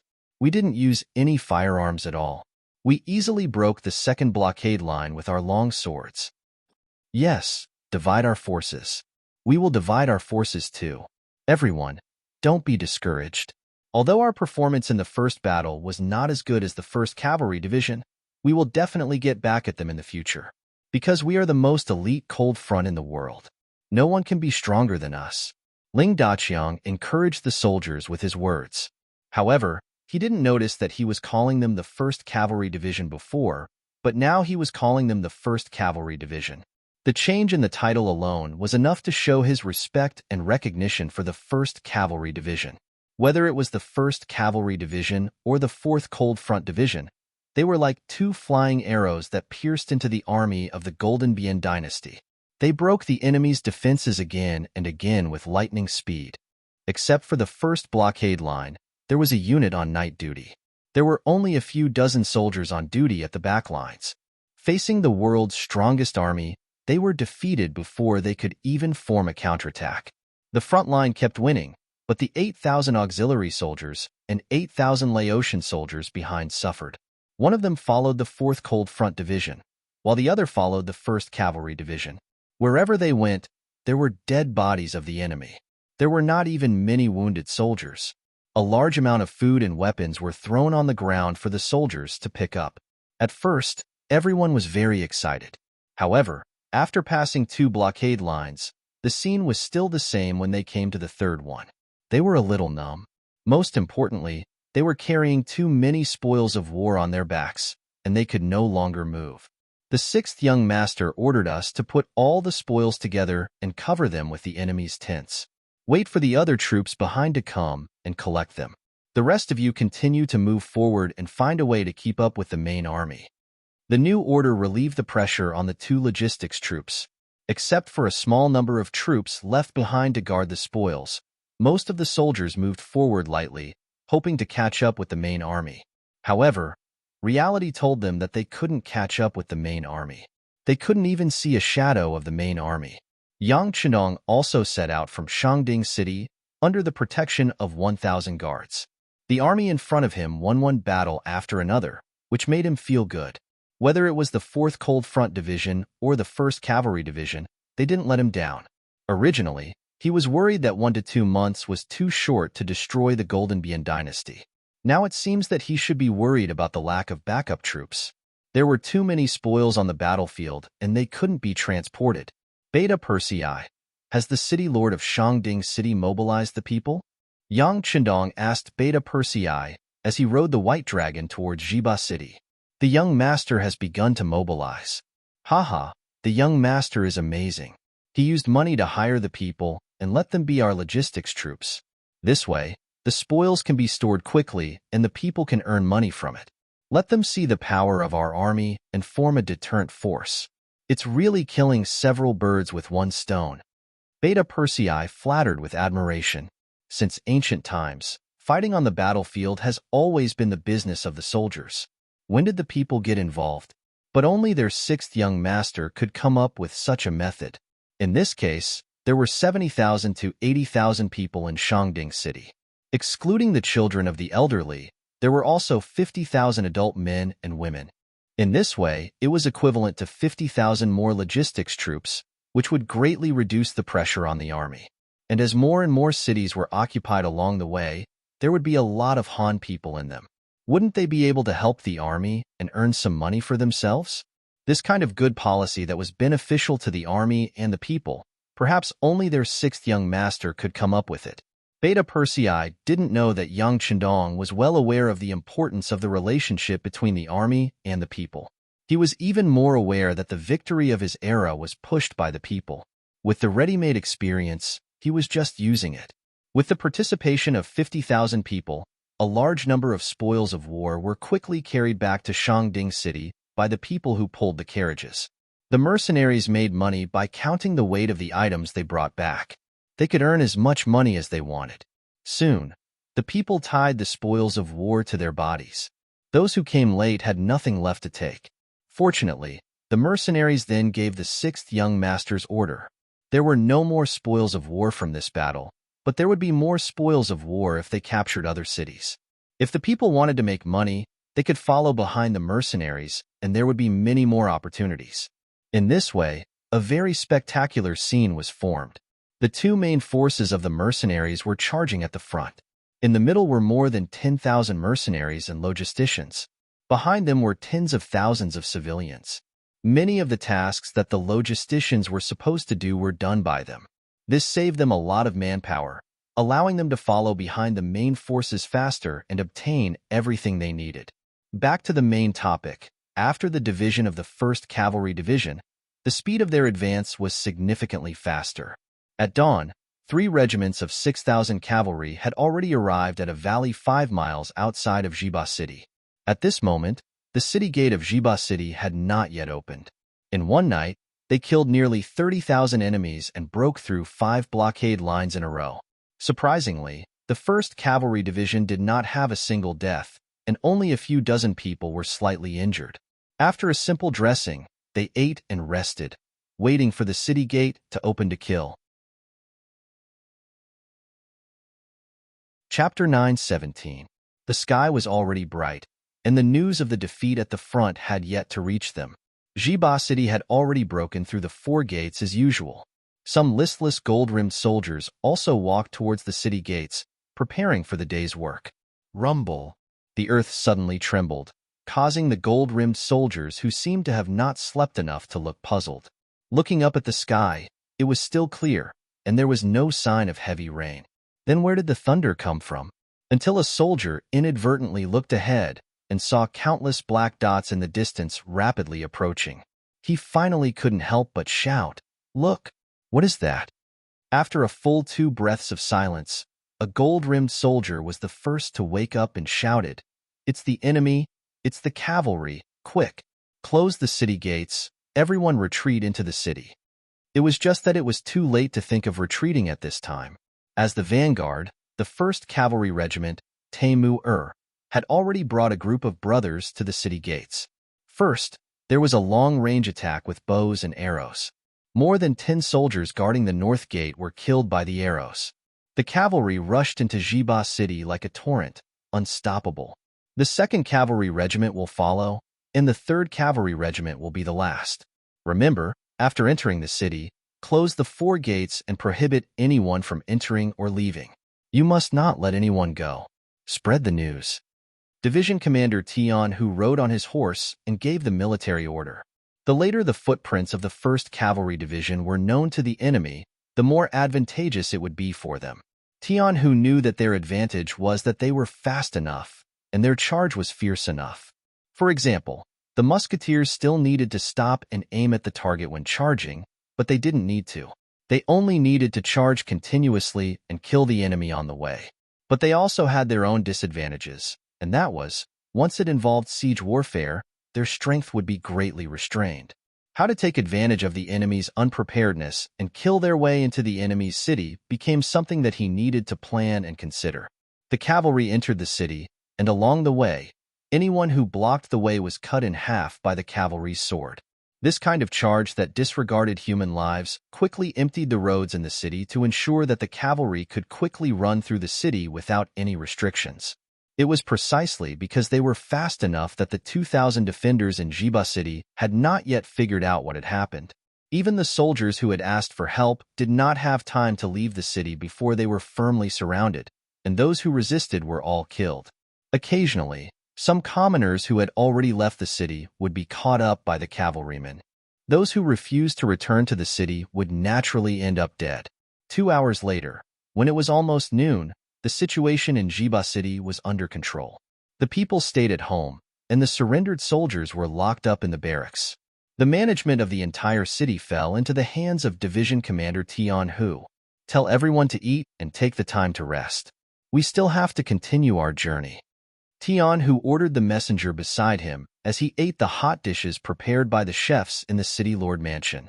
After noon, the mighty bicycle army finally arrived. As soon as the 4th Division of the Cold Front Division appeared outside the city, the north gate of Jiba City was opened from the inside. A line of cavalry poured out and made a gesture of welcoming them into the city. The 1st Cavalry Division is really fast. With a sigh, Division Commander De Chong led the army into the city. Only half an hour later, the 1st Cavalry Division, who had been properly rested, left the city again. They handed over the management of Jiba City to the 4th Division of the Cold Front Division. In this regard, some of the officers of the 4th Division of the Cold Front Division were naturally unhappy. They were the main force, okay? Now it was like they were logistics troops receiving goods. But they had no choice. They rushed all the way here, and even their legs were sore from riding the bicycle. Now that they no longer had the strength to continue fighting outside the city, the name of the vanguard could only be placed on the 1st Cavalry Division. Compared to the 4th Division of the Cold Front Division, which was only a few hours later, 8,000 auxiliary soldiers and 8,000 Laos soldiers rushed to Jiba City early the next morning. Then, the management of the city was once again handed over. The 4th Division of the Cold Front Division went straight to Jigging City, another important city of the Phnom Penh dynasty in the south. Jigging City, the main city in the north of the Phnom Penh dynasty. The population was close to 300,000, and there were about 5,000 troops stationed there. According to the rank of the defending general, Zhao En was a third-grade general of the Phnom Penh dynasty and had a lot of power. The news of the 5 blockade lines and the capture of Jiba City had not spread back. The defense of Jigging City was also as usual, and there was no increase in strength. General Zhao En also did not know that a disaster was about to befall him. He was still in the general's mansion in the city, listening to music and eating as usual. The 1st Cavalry Division, after rushing for half a day and a night, finally arrived 10 miles away from Jigging City before dawn. The cavalry scouts at the front had already sent back news that there was no place to hide the army outside the north of the city. Thus, Division Commander Tian, who gave the order for everyone to rest at a spot 10 li away from the city to recover their energy and charge into the city with vigor. This is the information sent by the Security Bureau. This is the location of the City Lord's mansion. This is the General's mansion. This is the granary. This is the city's warehouse. Tian, who hurriedly pointed out 7 or 8 very important locations. He then gave the 3 regimental commanders an order. Once they charged into the city, each regiment needed to occupy and control where they needed to occupy. The sky was bright, and the gate of Jigging City was wide open. The 1st Cavalry Division, 10 miles away, launched a charge. Just like in Jiba City, the appearance of the cavalry caught the defenders in the city by surprise. Just like in Jiba City, the cavalry did not even have time to close the city gate. Dozens of bows and arrows pierced through the air, and at the same time, the cavalry rushed into the city. Jigging City fell into the enemy's hands.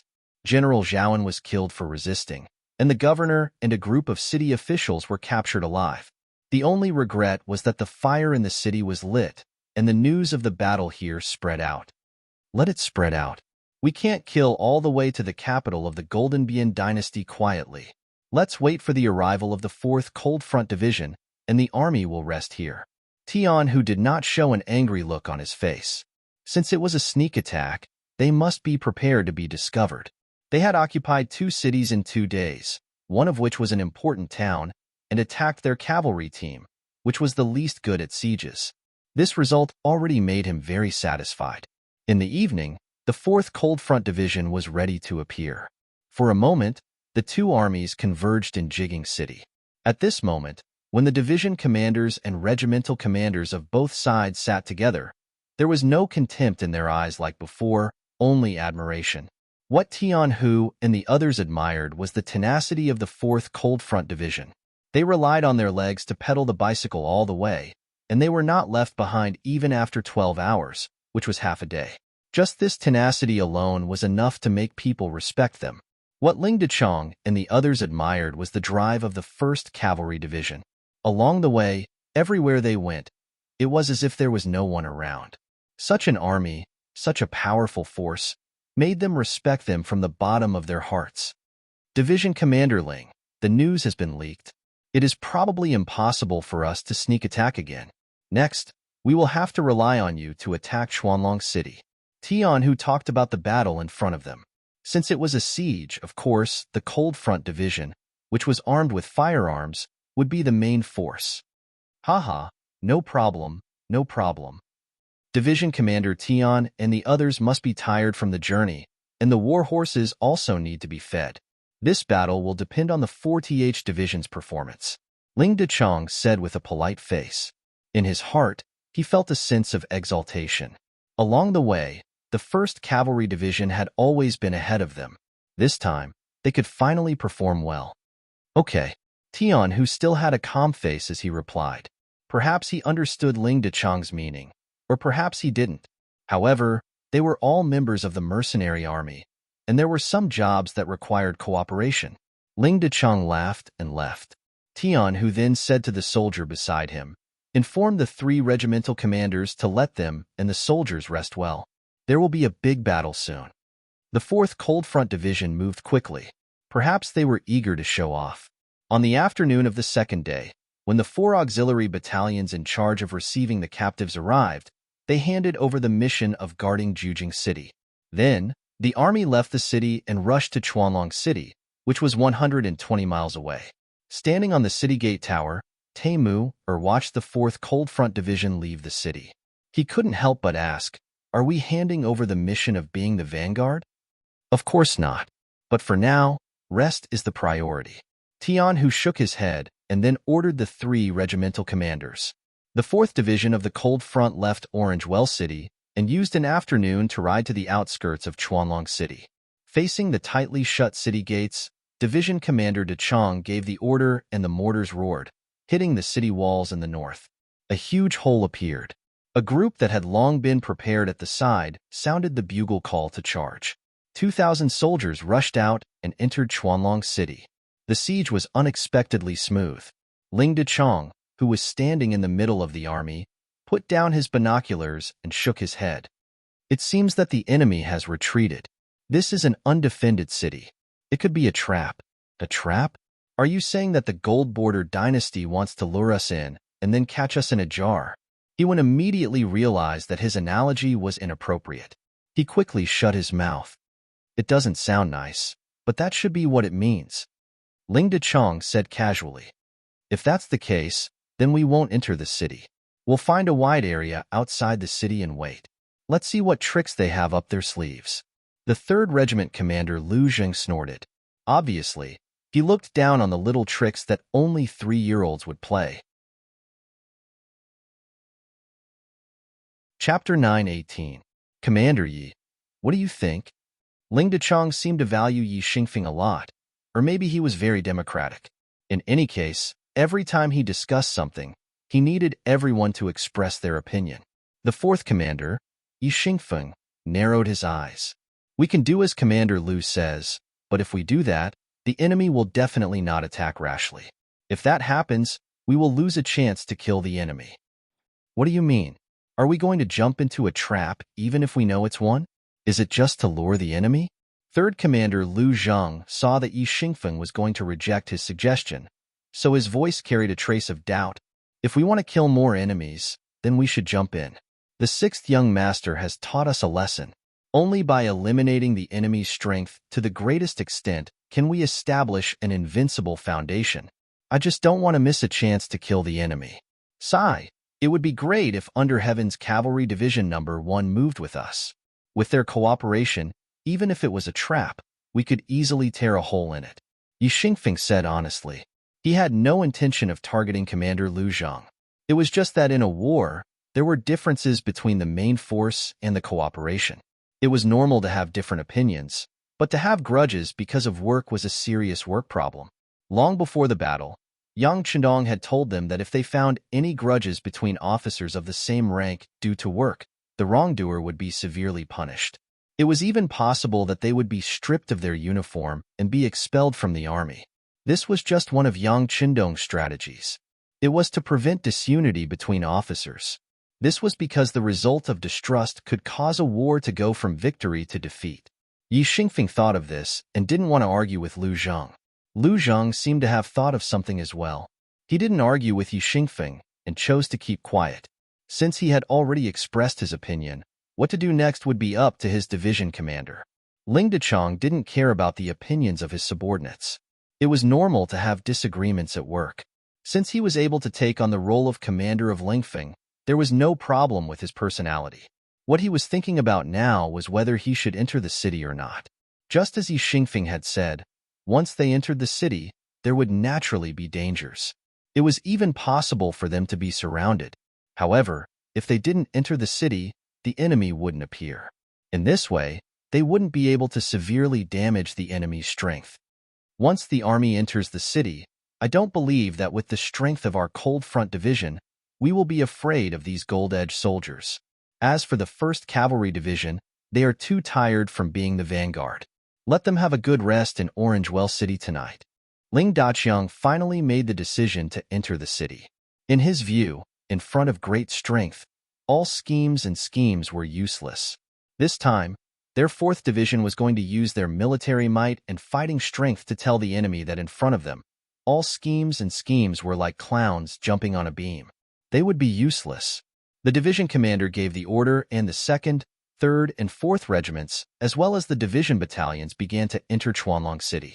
As soon as they entered the city, they immediately occupied 4 city towers, overlooking everything inside and outside the city from a high vantage point. Lung Feng's 4 divisions entered the city. This scene was discovered by the scouts of Jin Bian dynasty in the distance. Then, the news spread.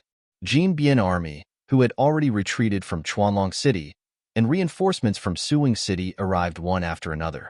They surrounded Chuanlong City from 4 different directions. As expected, it was a trap. Standing on the city tower, Ling Daqiang saw the 30,000-strong army of the Gold Edge dynasty through his binoculars. He even saw the trebuchets and other siege weapons among the enemy troops. Give the order. The soldiers will guard the 4 city towers in company units.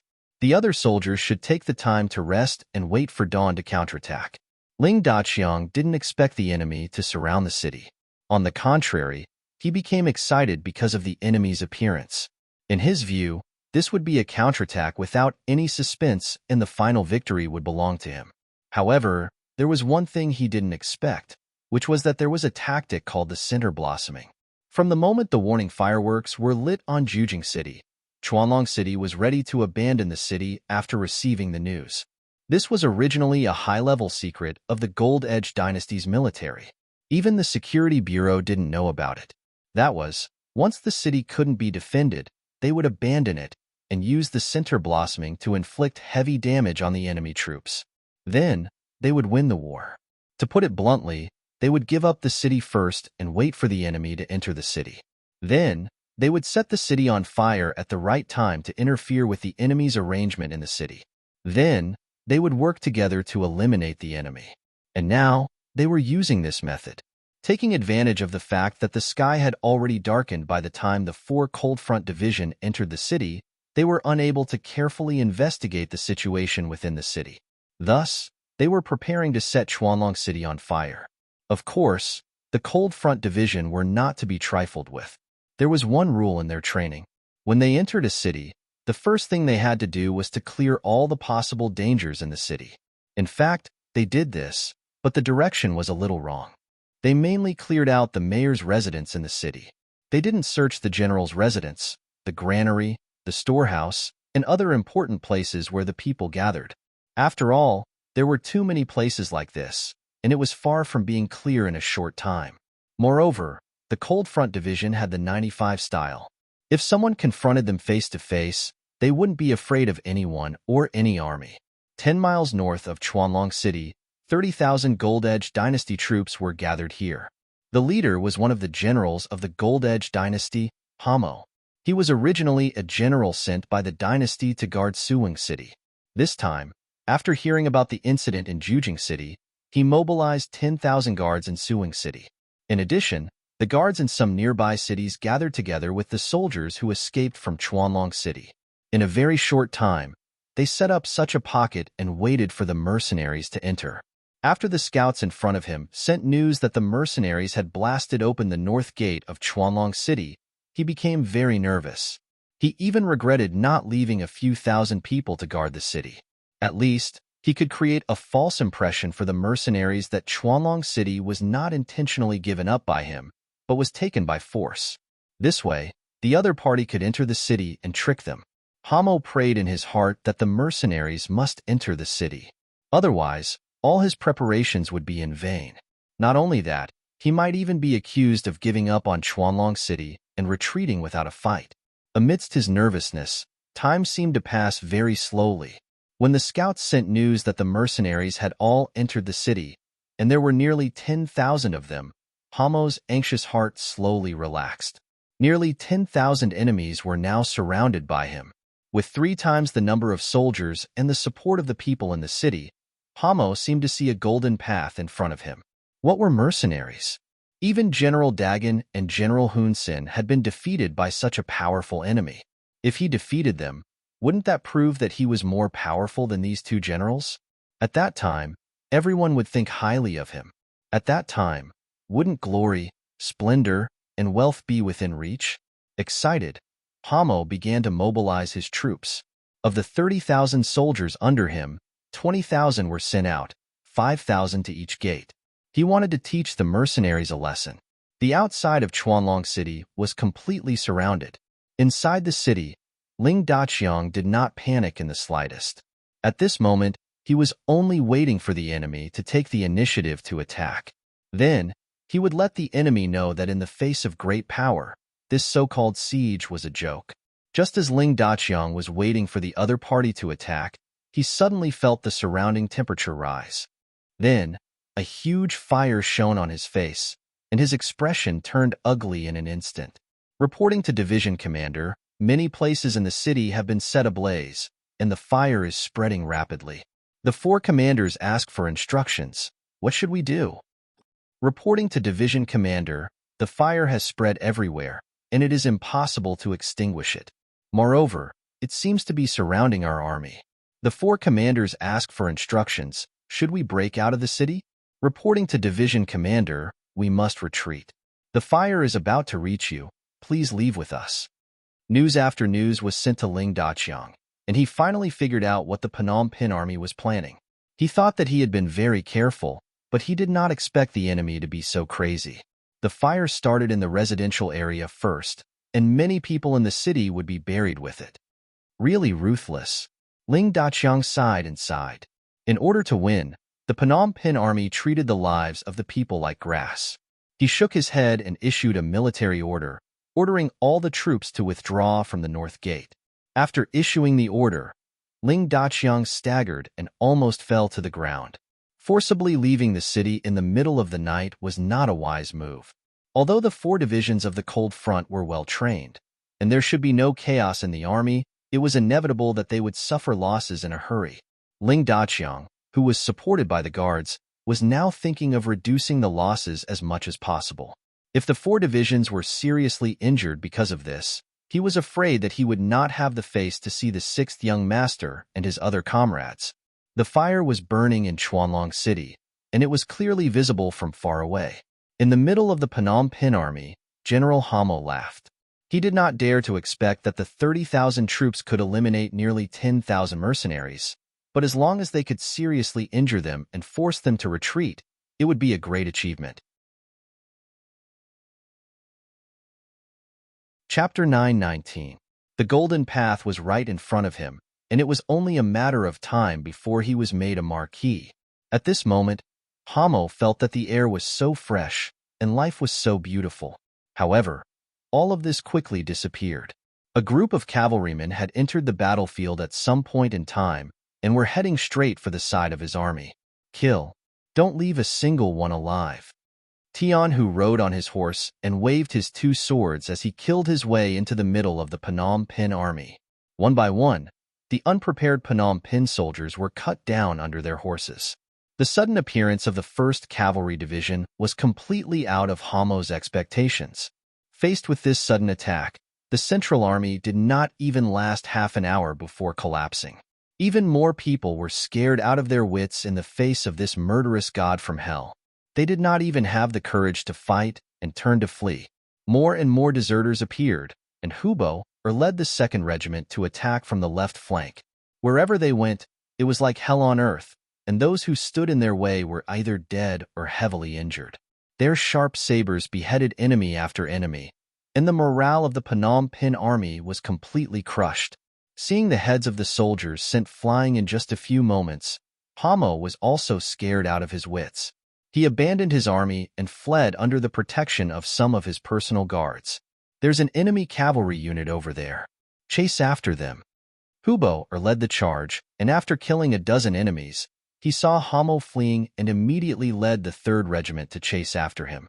The 1st and 2nd Regiments also entered the battlefield at this moment and began their work like reaping machines. Originally, victory was in their grasp, and even victory was right in front of their eyes. However, the sudden appearance of the world's 1st Cavalry Division changed the situation. With Hamo's escape, the Central Army fell into chaos, and the entire army lost a unified commander. When the 4th Regiment of the Cold Front Division retreated from the north gate of Chuanlong City, they did not see the Central Army that was supposed to be gathered here. There were only 5,000 enemies that were supposed to be here. Open fire. Exterminate them. There were only 5,000 enemies. The 1st Regiment commander immediately gave the order to counterattack. The 2,000 soldiers of the 1st Regiment took turns to provide cover as they charged towards the 5,000 enemies. The Gold Edge army outside the north gate was very excited when they saw the mercenaries appear. They were waiting for the reinforcements outside the other gates to arrive. Then, they could rush forward with their large number of soldiers. As long as they could fight with the mercenaries, the power of the other party's flintlock would be greatly hindered. With their strength, they might win the final victory. However, after waiting for a long time, not only did they not see any reinforcements, they instead received a piece of shocking news. The main army had been disrupted by the mercenaries' cavalry, and Hamo had already fled towards Suwon City. Where did the cavalry come from? Or was this simply the mercenaries' plan to beat them at their own game? Thinking that this might be the other party's plan, the 5,000 soldiers of Phnom Penh who were guarding the north gate were in a mess. They thought that they had set a trap and were going to deal with others. Only then did he realize that he was the one who had fallen into the trap. Even so, how could they still dare to stay here and wait for the other party to eat them? Before they could charge, the 5,000 soldiers retreated in chaos. Without any threat, the 1st Regiment quickly steadied themselves. Then, the 2nd, 3rd, and 4th Regiment, including the last Division's battalion, safely withdrew from Chuanlong City. Although they were covered in dust when they left the city, and hundreds of soldiers were slightly burned, no one paid with their lives for this. Most importantly, the army withdrew safely and did not encounter the siege outside the city as they had imagined. The division commander, De Chong, had a puzzled expression. He did not understand what the Gold Edge army was doing. Why did they give up this opportunity to seriously injure him? Did they just set a fire to scare him? Investigate. Send out all the scouts. Find out what's going on. A commander who did not understand the situation on the battlefield was not fit for his job. De Chong felt that he was now blind and had lost his wisdom. Reporting, the world's #1 cavalry division is calling. A telegram appeared at the right time and gave a brief explanation of the situation on the battlefield. Looking at the telegram sent by Tian Hu, he finally understood the situation outside. Da Qiang let out a sigh of relief. Commander Tian called. They have broken through the middle of the Phnom Penh army and are now chasing the enemy generals. They are ready to kill their way into Suwon City. He asked us to eliminate the remaining enemies here as soon as possible and then asked us to meet in Suwon City. After a brief explanation of the situation, De Chong's face was filled with emotions. He had always thought that he could be faster than the enemy, but now it seemed that the credit would be taken by the enemy. But this time, he was not jealous. If the enemy had not appeared in time, the 4 divisions of Long Fong would have been heavily injured. The enemy had saved his life, and he had to acknowledge this debt. Every regiment, quickly eliminate the enemy. Gather in 4 hours, and set off for Suwon City. De Chong used his identity as a division commander to point out the direction for the troops. Sporadic gunshots rang out on the battlefield. Hu Bo was closely following the dozens of cavalry in front of him. After confirming that the enemy was the Gold Edge general and that they were escaping in the direction of Suwon City, he was no longer in a hurry.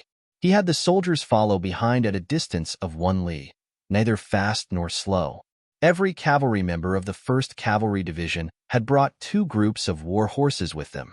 They could switch horses at any time to increase their speed to the maximum and also to maintain their peak condition. Hu Bo intentionally slowed down. After more than 2 hours, Division Commander Tian Hu led the main force to catch up. When he saw that the 3 regiments were only following closely behind and did not launch a quick attack, Tian Hu's usually stern face actually revealed a smile. Not bad, not bad. Commander Hu is very considerate. Clearly, Tian Hu had seen through Hu Bo's plan to bait the big fish. With the speed of 1 man and 2 horses of the 1st Cavalry Division, it was naturally not difficult for them to catch up to Hamo. However, they did not do so because they wanted to use this person to knock down Suwon City's sturdy gates. News of their appearance had already spread. It was impossible to sneak into the city like before. Cavalry sieges were ultimately a weakness. If they could not sneak in and force their way through, they could only rely on their wits. Hamo was a very good bait. In order to allow the 3 regiments to successfully complete their mission, Tian Hu took the initiative to maintain a certain distance, giving them enough space to execute their plan. When Hu Bo discovered that the main force was not in a hurry to meet up with him, he relaxed. Since his division commander had already understood his intentions, he would just have to perform well. General Hamo, who was running at the front, would occasionally turn back to look. When he discovered that the distance between the 2 sides was always about 1 li, he finally let out a sigh of relief. Reality had proven that the difference in speed between the 2 sides was not much. This 1 li distance would be his chance of survival. It was supposed to be a night of harvesting the fruits of their victory, but Hammer had been running all night. Around noon the next day, the gates of Suwing City finally appeared in his line of sight. At that moment, he felt like crying. "Everyone, your blood will not be shed in vain. I will take care of your families. Right now, this general orders you to bring up the rear and buy time for me to enter the city." When they were 4 li away from the tightly shut gates of Suwong City, Hamo revealed his true appearance and ordered his personal guards to bring up the rear. Behind them was the 1st Cavalry Division. If they stayed behind, they would undoubtedly die. But even if Hamo gave the order, if they disobeyed, they would still die. Moreover, their families would not be taken care of. At this moment, the dozens of bodyguards revealed pained expressions on their faces. "General, you must do as you say. I'll leave my mother in your care." "General, my son is still young. I hope you can take care of him for a few more years and help him grow up." "General, my father's health is not good." The personal guards spoke to Hamo as if they were leaving behind their last words. Then, when they were 1 li away from the gates, the several dozen riders stopped and turned their horses around, preparing to fight to the death and buy time for the general to enter the city. Hamo nodded one by one. He would agree to any request made by his personal guards, but only he knew whether he would really do it. His personal guards stayed behind to bring up the rear. He rode alone to the northern gates of Suwong City and shouted at the top of the city tower, "I am General Hamo. I have important military intelligence to report. Open the gates immediately and let me in." "General, the enemy is behind you. It's too dangerous to open the gates now." A centurion guarding the city looked at the unidentified cavalrymen, who were only a mile away from the city gate, and said while spinning his legs, "If you can't report this important intelligence to the king, then you will all die. All of you will die. I order you to open the gates now. Hurry." Hamo did not care. He had fled for an entire night and half a day, sacrificing all of his personal guards, all for the sake of his life. To achieve this goal, he had constantly roared and threatened. Hamo's rank in the army was very high. Now that he had given the order, the centurion was forced to open the gates, since there was no general guarding Suwong City. As the gates opened bit by bit, Hamo's face was filled with excitement. When he thought about how he could finally live, he happily turned around. When he turned around, he immediately felt his soul leaving his body. 2 of his 3 souls were gone. He did not know when, but the several dozen personal guards he had left behind had already turned into corpses lying on the ground. The enemy cavalry behind him was less than an arrow's throw away. Open the gates! Open the gates!" Hamo's thirst for life made him shout loudly. At that moment, as if the heavens had heard his prayers, the gates finally opened halfway, allowing a cavalry to enter. Chapter 920. Ha ha, ha ha ha. Just as Hammer was about to enter, he suddenly felt a sharp pain in his back. When he looked down, he saw a sharp arrow protruding from the left side of his chest. His expression quickly froze, and with a plop, Hammer fell off his horse. It was Huboer who shot the arrow. After severely injuring Hamo with an arrow, he was the first to arrive at the city gate. With a swing of his saber, a gold-rimmed soldier who was about to close the gate was cut down to the ground. The city gate was half opened, giving the remaining cavalrymen an opening to enter.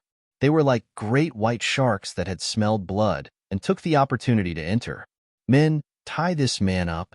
Thinking that he had captured the enemy's general alive, Huboer ordered his men to take him down.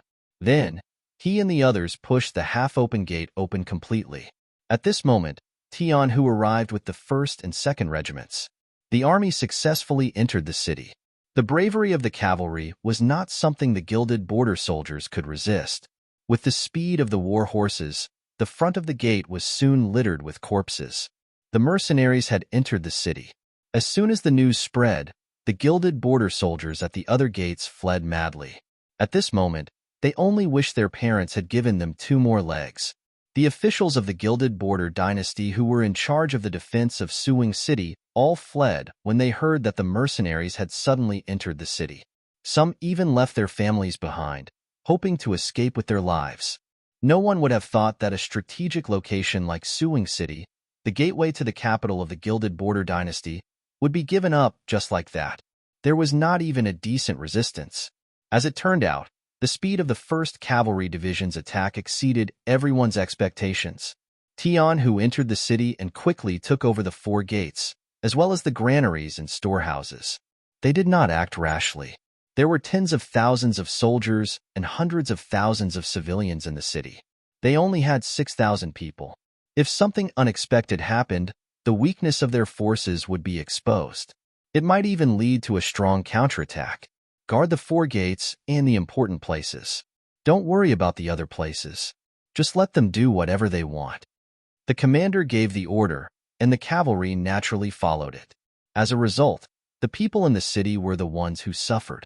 When the Phnom Penh troops, who were afraid of death and had just fled to various parts of the city, found that the mercenaries did not launch a large-scale search and massacre, they did not think about how to rush out of the city, but how to burn, kill, and loot during this unregulated time. Everyone had their own selfish desires, and they also had a dark side to them. Usually, because of the strict management, they had to be self-disciplined. Most people didn't dare to show it. But now, it was different. The law that was weighing on their heads had disappeared.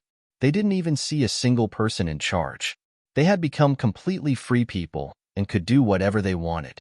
As a result, it was inevitable that the army would loot the civilians. The thugs on the streets would loot the civilians. Even the younger and stronger men would form groups of 3 to 5 to loot the civilians. The wealthy families in the city who didn't manage to escape in time couldn't avoid becoming the first targets. Suwon City was in chaos, and there were sounds of fighting and killing everywhere. Who knew how many commoners had suffered an undeserved calamity? Their family's only wealth had been rummaged through and taken away. The young women in the family, or those who were slightly more beautiful, had also become the targets of the robbery. Cries and shouts could be heard incessantly, begging for mercy and complaining.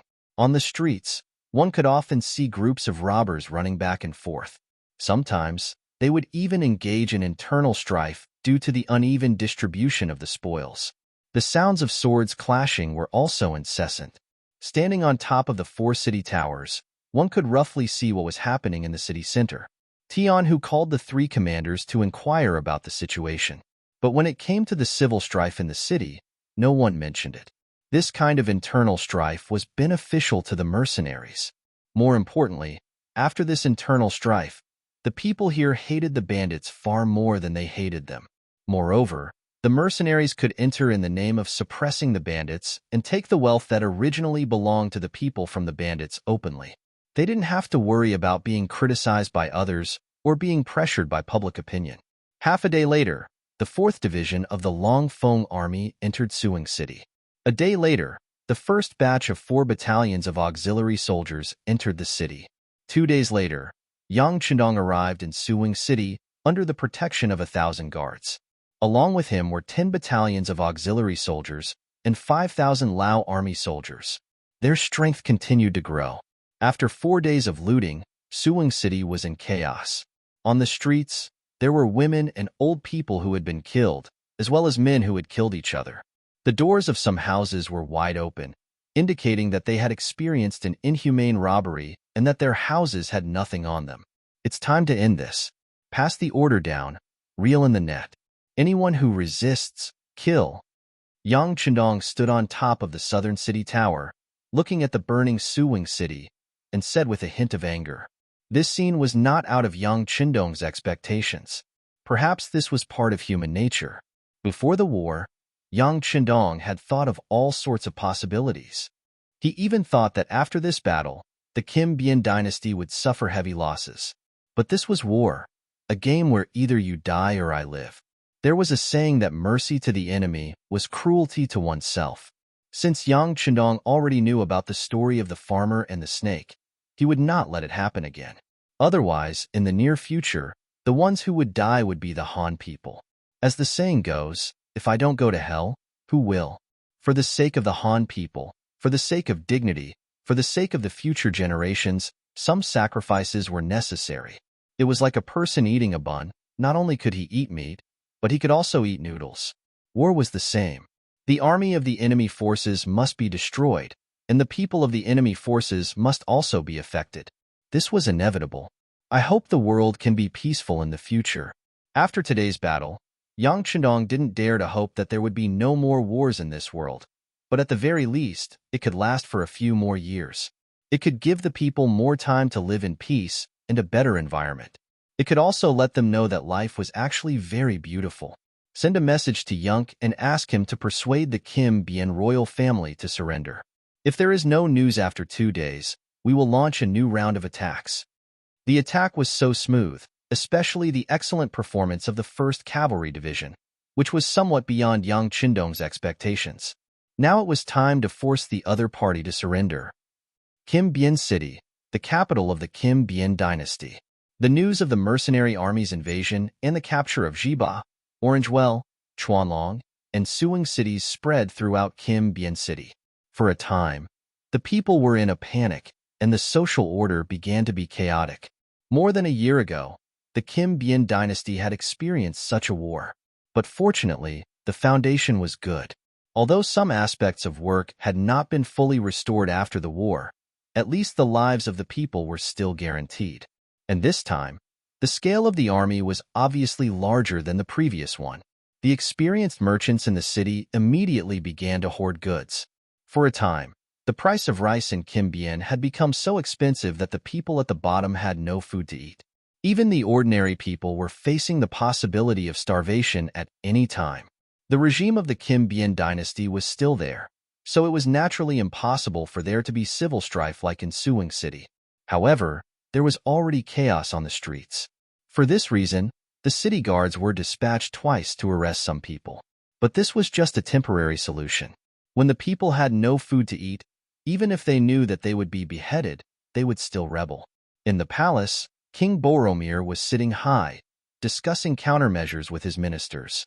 Compared to usual, Boromir's face was obviously anxious at this moment.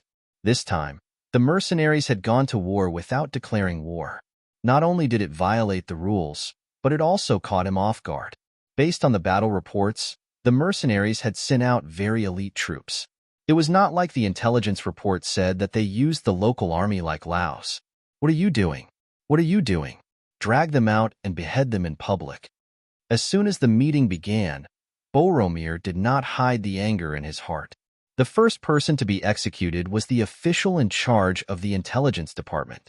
Because he did not give a warning in time, he became the first high-ranking official to be beheaded. Cries for help and cries of injustice echoed in the hall. The official in charge of the intelligence department had already been dragged out. Not long after, there were no more cries. It was obvious that he was dead. For a moment, many of the ministers' faces were very ugly. The king was really angry. At this moment, if he said something wrong, it was very likely that he would bring about an unexpected disaster. Boromir's emotions didn't ease up even after killing the soldiers. His eyes flickered as he looked at the ministers and said in a hoarse voice, "Nearly 100,000 soldiers were completely defeated in just a few days. Most of them were killed or captured, and the cities were lost one after another. Who can answer me? Why is this so? Also, what do you mean by the city's impregnable defense? Who can explain?" In the face of the king's anger, many of the ministers lowered their heads. Everyone knew the strength of the Phnom Penh army. It was not a problem to frighten the ordinary people. However, it was not on the same level as the elite mercenaries. Not to mention, the mercenaries had launched a surprise attack. They were not prepared at all. It was normal for such an outcome to happen. What they were thinking about now was what the mercenaries were after this time. Should it be the same deterrence as last time? Or should it be more beneficial? Or did they really want to annex the entire Phnom Penh dynasty, just like how they had annexed the Jiaoji and Lansang kingdoms? Chapter 9:21. At this moment, the ministers realized that they still knew too little about the mercenaries' appetites and strength. They couldn't make the right judgment and naturally didn't know what to say. The ministers kept their mouths shut, and the palace was so silent that one could hear a pin drop. King Boromir was furious and shouted, "What? Are you all mute? Weren't they all good at talking when they were fighting for power and profit? Why aren't you speaking now? Speak. Speak to this prince, otherwise, all of you will be thrown into the prison. Speak." Since Boromir was angry, the ministers couldn't remain silent. Right Prime Minister Dun stood at the head of the crowd. He felt that the time was right and was the first to step forward. "Your Majesty, I have something to say." "Right Prime Minister, speak." Boromir's eyes lit up when he saw Dun step forward. "Your Majesty, the mercenaries' representative, Mr. Yunk, has arrived at Golden Rim City and is now in my residence. He brought the latest news of the great Ming dynasty's Duke Zhengwei and requested to meet with your Majesty." Dun looked up at Boromir and said. After he finished speaking, he lowered his head, his eyes focused on his nose, and his nose focused on his heart. He was as silent as a monk. He knew what kind of consequences he would face after saying those words. However, he knew that he would be fine. This was because he represented peace talks. Although this was not the king's first choice, it was still a path of retreat. Unless the mercenaries were defeated, no one would give up this path of retreat so easily. This was where the king's survival lay. Sure enough, after saying this, Dun was immediately attacked by all kinds of people.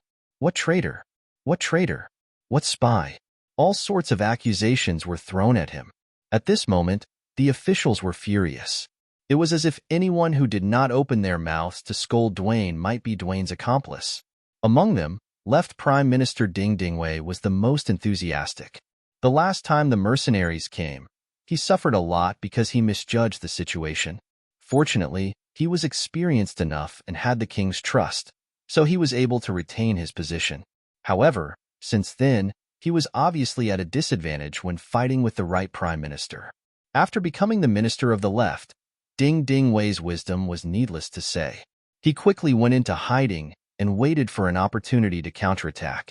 Now that the opportunity presented itself, he would not let it go. He began to scold Dun. When he felt tired, he saluted Boromir and said, "Your Majesty, Dun's heart is no longer with the Golden Bien dynasty. He is clearly a spy for the mercenaries, a spy. This subject requests your Majesty to give the order to kill him, and then surround the right Prime Minister's residence. Capture the mercenary representative, Yunk, and behead him in public." "Your Majesty, please give the order to kill Dun and the mercenary representative." The courtiers replied in unison, their expressions solemn, as if they had some sort of life and death feud with Dun and Skylark. Boromir did not look pleased at the unity of his subordinates. He knew that these officials were just worried that he would make an example out of them. Now that they had another target to vent their anger on, they wanted to divert the conflict. What Dun did really annoyed him. He secretly communicated with the mercenaries without a decree. How could a loyal official do such a thing? For this reason, it wouldn't be too much to teach him a lesson, but there was no need to kill him. According to the reports from the front lines, the mercenaries had occupied Suwing City for several days and had no intention of attacking. He could use this opportunity to mobilize his troops, but if he killed the other party's messenger, it would be forcing the mercenaries to be ruthless, which would be equivalent to slapping himself in the face, and he would not do such a thing. It was precisely because Dun had grasped the king's mentality that he was able to say these things without fear. Now that the courtiers had shouted their request, they only needed to wait for Boromir's answer. At this moment, Dun raised his head and looked at their high and mighty king. "Well, why don't we kill the messenger when two countries are at war? Everyone wants me to kill the messenger. Isn't that making this king unjust? Men, go to the right prime minister's residence and bring the messenger of the mercenaries here." Boromir finally made his decision and pretended to reprimand his subordinates. Many of the courtiers immediately shut their mouths. They had no intention of going against the right prime minister, but the situation was like this. If they did not stand up, it would be easy for them to be punished. They were just following the crowd and shouting their slogans. As for the final decision, it was up to His Majesty to make. Now that the decision was made, many courtiers wisely shut their mouths.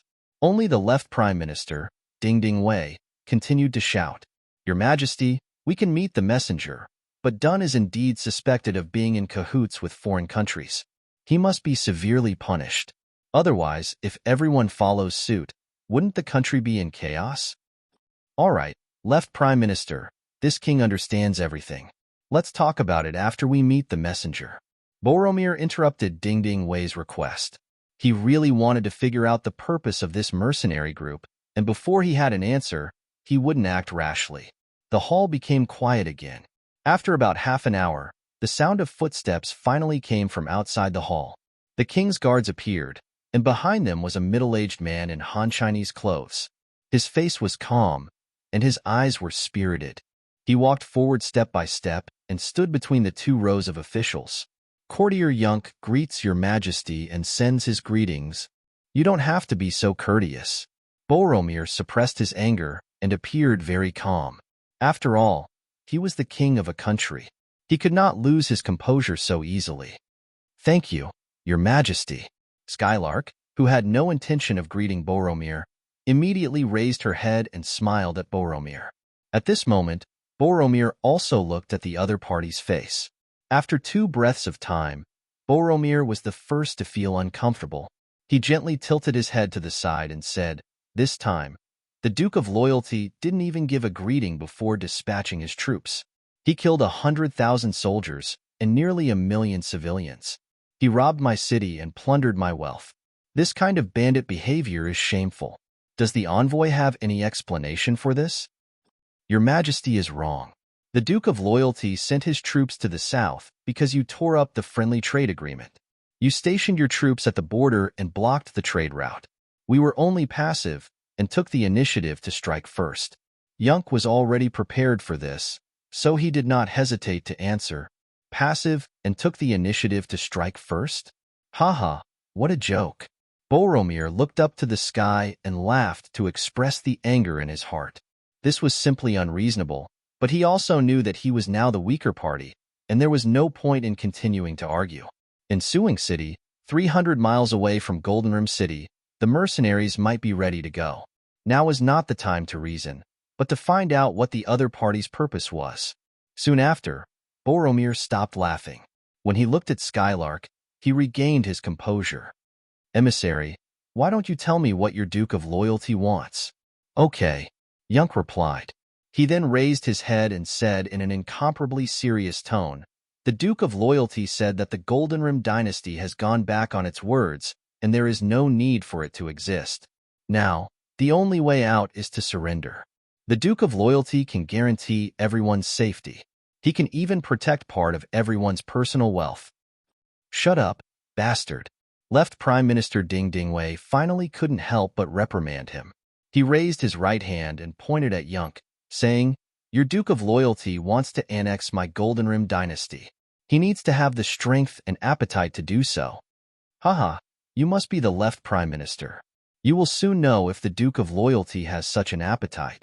Look at your 100,000 troops and several major cities. Didn't you lose them in just a few days? How many of such troops and major cities do you have?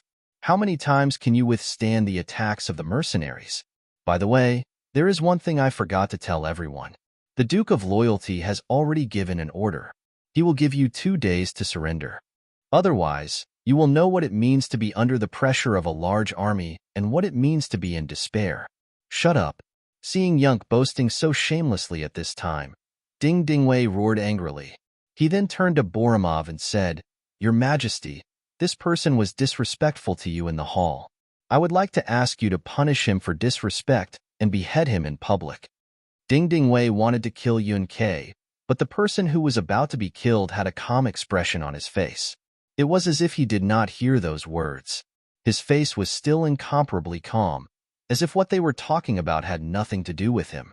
Skylark's calm demeanor made Boromir gnash his teeth in anger. However, he knew that Skylark couldn't die just yet.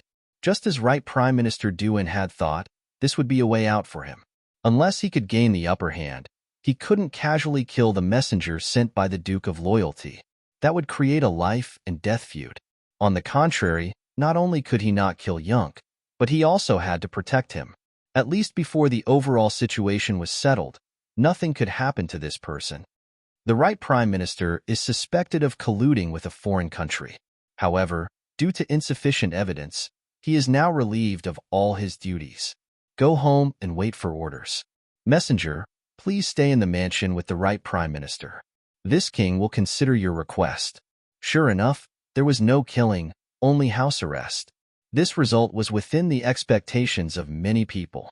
Right Minister Dun and Emissary Yunk were already prepared. When they heard this decree, they didn't argue or refute it. Instead, they cupped their fists and the two of them walked down the hall. Chapter 9:22. When they left the hall, Minister Ding Ding Wei's voice was still echoing. Your Majesty, you can't let them go. Boromir did not reply immediately. He watched them leave. Then, he said, how can I let them go? Keeping them alive will only numb the loyalty of the Duke of Valor and the mercenaries. Minister, let me ask you, if we gather the entire country's army to fight the mercenaries, what is the outcome? Boromir was about to start a war. Ding Ding Wei calmed himself down and said, there are too many borders between Phnom Penh and Laos. We can't mobilize the troops guarding the eastern cities. Otherwise, if the mercenaries attack from there, the consequences will be unimaginable. In this way, the only army that can be mobilized is the 200,000 soldiers near the royal city. However, according to the information we received, the mercenaries only have a few tens of thousands of people, and the elite strength is less than 20,000. With 200,000 against 20,000, even if it's a battle of attrition, we can still exhaust them to death. Good. King Boromir was waiting for this. It was almost impossible for him to surrender. At least, he would not surrender before the battle was over. Ding Ding Wei was also a little excited. What he needed to do now was to encourage the king. Otherwise, if the king of a country was about to admit defeat, what would the people below be able to do? Your Majesty, we can put in 200,000 soldiers on the battlefield. As long as we can stop the enemy's attack, Siam and Ava will not sit back and do nothing. When their reinforcements arrive, it will be time for us to counterattack with all our might. If it's possible, the capital can start conscripting soldiers right now and mobilize the entire country. We have more than 4 million citizens, so it's possible for us to gather an army of a few 100,000. As long as Your Majesty opens the national treasury, as long as there is money, it will be easy. Ding Ding Wei, who was getting more and more excited, seemed to have thought of something and continued, Your Majesty, our intelligence department reported that in Dragon River City, a fire burned hundreds of thousands of our citizens, causing the entire Dragon River City to be plunged into misery and suffering. Once the mercenaries' actions are spread out, it will definitely attract the support of the citizens of the country. At that time, we can use the power of the country to block the mercenaries' iron hooves. Victory will eventually belong to us. Good. We will do as you say. However, we need to be careful about the recruitment of new soldiers. After all, the war is imminent. Even if these people join the army, they will not be able to form an effective fighting force in a short time. How about this? Let the officials and merchants in the capital take out some money and try to recruit some new soldiers. We will decide after we see how the situation goes. Boromir agreed to all of Ding Ding Wei's requests. He even gave him the command of the army. However, he had a different opinion on the recruitment of new soldiers. Saying that the new recruits were weak was just an excuse. In the end, Boromir did not want to use the money in the national treasury. From this, it could be seen that as the king, he did not have high hopes for this battle. No matter how dangerous the situation was, as long as he had money, he would have a chance to rise again. Left Prime Minister Ding Ding Wei naturally saw through this point, but he did not raise any doubts about this matter. Rice had to be eaten one bite at a time. First, they had to decide on the idea of going to war. As for the matter of recruiting new soldiers, it was inevitable. As long as there was hope for victory, presumably the king would make the right choice. The court session came to an end. Ding Ding Wei was given power, and the army and local affairs were handed over to him. Orders were given out as the armies gathered and surrounded Suwung City from the vicinity of the royal capital. At some point, a rumor had spread in the city that the mercenaries were extremely cruel and had burned down Chuanlong City. The hundreds of thousands of people in the city had either died or been injured. The tens of thousands of gold-edged soldiers in the city had also suffered heavy losses. Commander Hamo had died heroically while protecting the civilians as they retreated. Once this news came out, it immediately aroused the hatred of many people. Many people began to look for ways to serve the country and resist the enemy. It was at this time that the officials and merchants of the royal capital began to donate money and goods. The leader was Ding Ding Wei. In order to raise more money and goods, he had sold an ancestral property in the royal capital. With him taking the lead, the other ministers and the merchants who were inextricably linked to them had no choice but to cough up some blood. Naturally, there was no lack of people who were stingy, but soon, some people were arrested and imprisoned for various crimes. This was Ding Ding Wei's counterattack. He wanted to make an example out of them. And with such examples, the officials and merchants became more proactive in donating money and goods. Gold Edge City was making preparations for the counterattack under Ding Ding Wei's command. But no matter how hard they tried, 2 days of preparation was far from enough in the face of a war. For this matter, Ding Ding Wei went to the palace, hoping to have more time to prepare. King Boromir immediately agreed, and then sent someone to Dun's house to inform Skylark that they were considering and studying the issue of whether to surrender the mercenaries or not. But it was impossible to reach a consensus in a short time, so they needed more time to prepare. He also hoped that Skylark could inform the Duke of Loyalty to suspend all military operations. Okay, I got it. Skylark's face was calm, not showing the slightest excitement when the other party said that they were considering the issue of surrender. After the messenger left, Dun looked at Skylark nervously. Mr. Yun, you don't really think that my king will surrender to your mercenaries, do you? Why not? Skylark sat back on the chair and gently sipped the hot tea with a faint smile on his face. Mr. Yun, although we are under house arrest and can't get out, we can still hear some of the movements on the streets.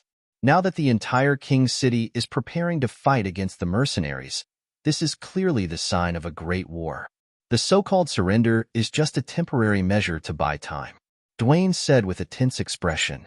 It was true that Dun was the right prime minister of the Goldenbean dynasty. However, with the appearance of Skylark and the conditions of the deal, he boarded the mercenary ship. He had already made his stand clear in the court. Now there was no way out. Next, unless the Gold Edge dynasty was really destroyed, otherwise, no matter where he lived in the future, he might face the possibility of revenge at any time. So if one had to say who was more nervous about the situation now, it was not Skylark, but Dun. Skylark saw that Dun was so anxious, but his smile did not diminish. Sir Du's words are indeed for the sake of the mercenaries. Here, I would like to express my gratitude to you. Hey, we're all family. There's no need to thank me. Dun's face showed a pretentious expression, but in his heart, these words were very effective. He did not know why he believed Skylark's words so easily. At first, he regretted it. However, the front line of the war continued to send in news about the mercenaries' continuous victories and the Gold Edge army's continuous failures and retreats. He suddenly felt a little fortunate that his choice did not seem to be wrong. He thought that if the mercenaries really captured the Gold Edge dynasty like they did to Jiaoji and Kanglin Kingdom, although he could not be a minister in the court, he would be able to get the position of the president of the Gold Edge Region's Business Association, plus 200,000 taels of silver as a reward. Compared to those ministers who lost their countries, his treatment was quite good. After making up his mind to follow the mercenaries, Dun reminded Skylark to prevent the other party from playing any tricks. Skylark laughed and said, I just said that I know everything. But since Boromir did not make the decision to surrender, the attack after 2 days will not stop. Oh, now there should be 1 day left. Oh, ha ha ha. Skylark's answer made Dun stunned at first.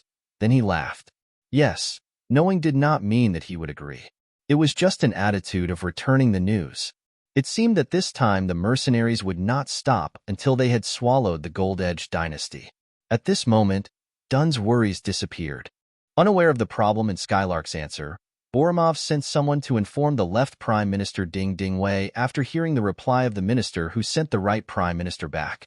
He said that the mercenaries should not launch any attacks in a short period of time, but he had to prepare faster. It would be best if they could win a big battle in Suing City first. It would boost the morale of the people and at the same time, give them more initiative in the following negotiations. Ding Ding Wei, who received the king's order, did not dare to be negligent. He immediately ordered General Hun Sen, one of the generals, to lead 50,000 troops to Suing City as the vanguard. There were still 50,000 troops from various places waiting there. When the 100,000 troops were in front of the road, Perhaps there would be good news. Ding Ding Wei wanted to tell the mercenaries that this time, the Gold Edge dynasty was ready for a decisive battle. If they must fight, then they would accompany them to the end. It was still unknown who would win and who would lose. At that time, the mercenaries would be deeply involved. At that time, if the Siam Kingdom and the Awa Kingdom took the opportunity to make trouble in the rear of Laos, it would not be easy for the mercenaries to retreat safely. Ding Ding Wei had planned everything very well. As long as he had enough time, with the support of His Majesty, he could confront the mercenaries. The outcome would be full of suspense. Once he defeated the mercenaries, his reputation would be unparalleled. In the future, history would have a fair evaluation of him, and it was even possible that it would be full of praise.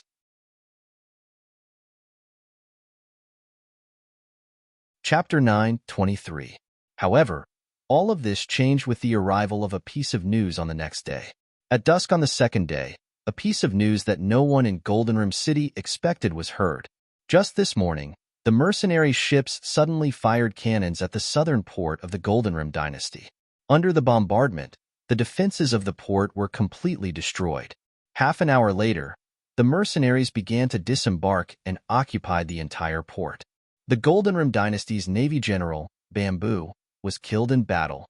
Now, the army was spreading towards the southern Whitehorse region. In other words, after Suwing City in the north, the war in the south had also begun, and it was sweeping over at a very fast speed. Ever since the first request for help was received at dusk, there would be another request for help every half an hour. The South was in danger. At this time, they finally understood the reason for the 2-day deadline. But didn't he greet Skylark before, and the other party also gave him an answer? Minister Ding Ding Wei was urgently summoned to the palace. He looked at King Boromir and asked with a puzzled expression, "Your Majesty, when you sent someone to ask Skylark, what did he say?" "He said he knew." "Doesn't that mean he admitted it?" Boromir was puzzled. Your Majesty, we were fooled by them. He only said he knew. He didn't say they would stop attacking." Ding Ding Wei's expression changed after thinking for a while. What? He dared to lie to me? Does he want to die? Boromir gnashed his teeth in anger. He clenched his fists tightly, but he still didn't make up his mind to kill Skylark. There was no other way. The mercenaries had the upper hand in the current situation. He couldn't act rashly. "Your Majesty, the only thing we can do now is not to blame anyone. The war in the south will soon spread to the royal city. We have to find a way to stop them.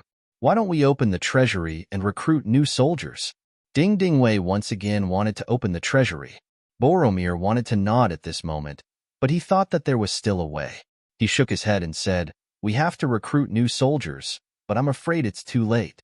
Isn't there still 150,000 soldiers in the royal city that haven't arrived in the north? Why don't we mobilize 100,000 soldiers to reinforce the southern front first, and then we can recruit more soldiers?" At this time, Boromir still did not want to use his capital. Tintinwai wanted to persuade him again, but considering the urgency of the military situation, he could only nod and say, "Yes, then we will do as your Majesty wishes." The northern front did not have enough soldiers to begin with, and the situation forced them to send another 100,000 soldiers to the southern front. For a short period of time, the northern front would not have any reinforcements. However, General Hun Sen, who was leading 50,000 troops to Suwing City, didn't know about this. At this moment, he was still fantasizing about whether he could make the first contribution. There were already reports that the main force of the mercenaries this time was only around 15,000 people. The moment he received the news, Hun Sen was even wondering if the news was true. Based on the previous battle results, they had already lost 100,000 soldiers. If that was the case, then what were the 100,000 people doing? He was actually beaten by more than 10,000 people to the point where he couldn't even fight back? No matter what, this time we have to turn defeat into victory. We have to make the first contribution. How about this? Order the army to speed up. Don't let the mercenaries deal a heavy blow to our army. If that happens, we won't have any advantage in numbers. Hun Sen looked at the map in his hand, and then looked at the speed of the army with an anxious expression. It was only a distance of 300 li, and the army had already traveled for 2 days. They hadn't even covered half of the distance. Although he was leading infantrymen, this speed was too slow. After the general gave the order, the 50,000 soldiers sped up and rushed towards Suwon City. At this moment, after 7 days of chaos, Suwon City finally calmed down. This was because Yang Chindong's strategy was good, using civilians to fight civilians. This was something that no one had ever done before, and no one had ever thought of it. But it worked in his hands. When the civilians of Ding City, Jiba City, Jigang City, and Chuanlong City came to Suwon City to help the mercenaries with transportation, Yang Chindong gave an order to the more than 100,000 civilians who followed them. He asked them to persuade the people in the center of Suwon City that as long as they surrendered, their lives would no longer be in danger. Not only that, if they were willing to work for the mercenaries, such as transporting spoils and supplies, carrying the wounded, persuading people to surrender, cleaning up the battlefield, burying the bodies of the dead soldiers, and so on, they would be paid silver. No one would feel bad about money, especially the civilians who followed the mercenaries at the beginning. They found that as long as they were obedient, the mercenaries would never beat or scold them. They would even nod when they met to show their friendliness. This was a treatment and respect that the Gilded Dynasty's army didn't give them. But now, the mercenaries gave them this treatment. Because of this, they could be respected and treated as human beings, plus the considerable amount of silver. Everyone's heart began to lean towards the mercenaries. The civilians were originally simple. They were the people who knew what was good and bad. As long as someone was good to them, they would be good to them in return. On the contrary, even if they were of the same race, if they were oppressed, they would also stand up and resist. More than 100,000 civilians received benefits from the mercenaries, and after they entered Suwon City, their role was fully played. Since they were all civilians, they had more in common. Under their word of mouth, many civilians were persuaded, some troublemakers were arrested, and the public security in the city was improved. The auxiliary soldiers also solved the problem of feeding the civilians by opening the granaries and other methods. Whether it was public security or order in Suwon City, it was restored to the right track. From the moment the civilians entered the city, the chaos in the city was restored to order in just 2 days. Looking at this result, many people admired Yang Chindong even more. Beta Persei also flattered him more than once. "Young master, I admire you when it comes to fighting, but Beta Persei admires you even more when it comes to governing. It seems that there is nothing in the world that can stop you. You are really the reincarnation of an immortal. You are really—" Okay. One would vomit after listening to too much flattery. Although Beta Persei was speaking from the bottom of his heart, Yang Chindong still interrupted him and asked, "The 1st Cavalry Division and the 4th Division of the Cold Front have rested enough, right? They have rested for a long time.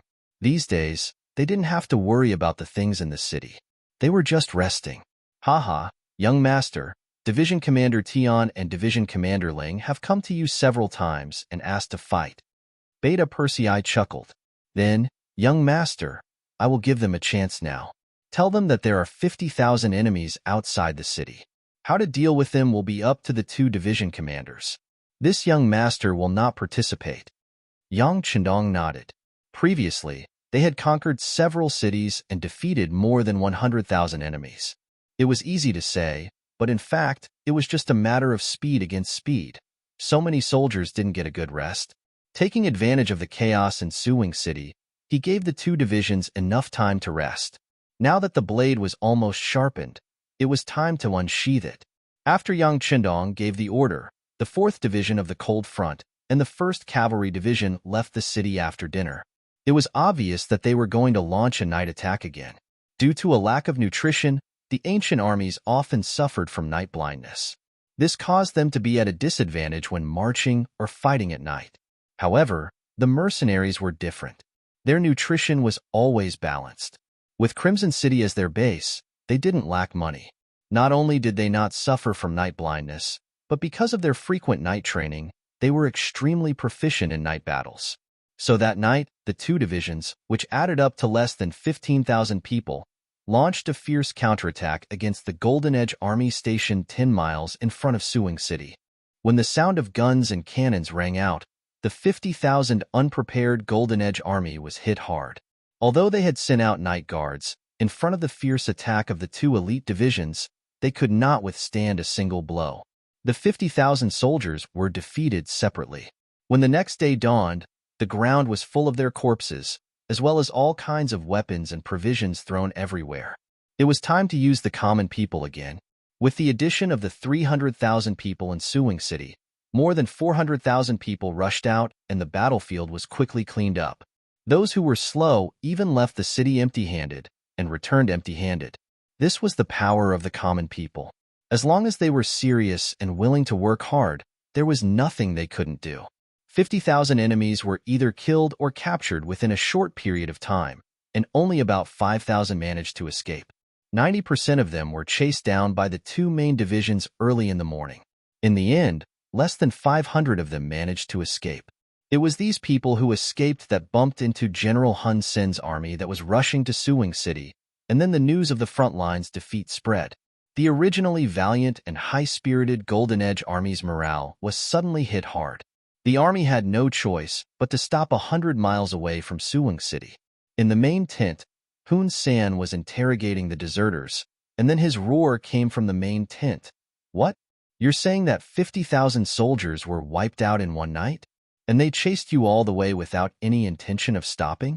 But the news said that the other side only had about 15,000 people. How did they do it? And don't they need to clean up the battlefield? Now that the weather is warm, with so many corpses left outside, there will be a plague.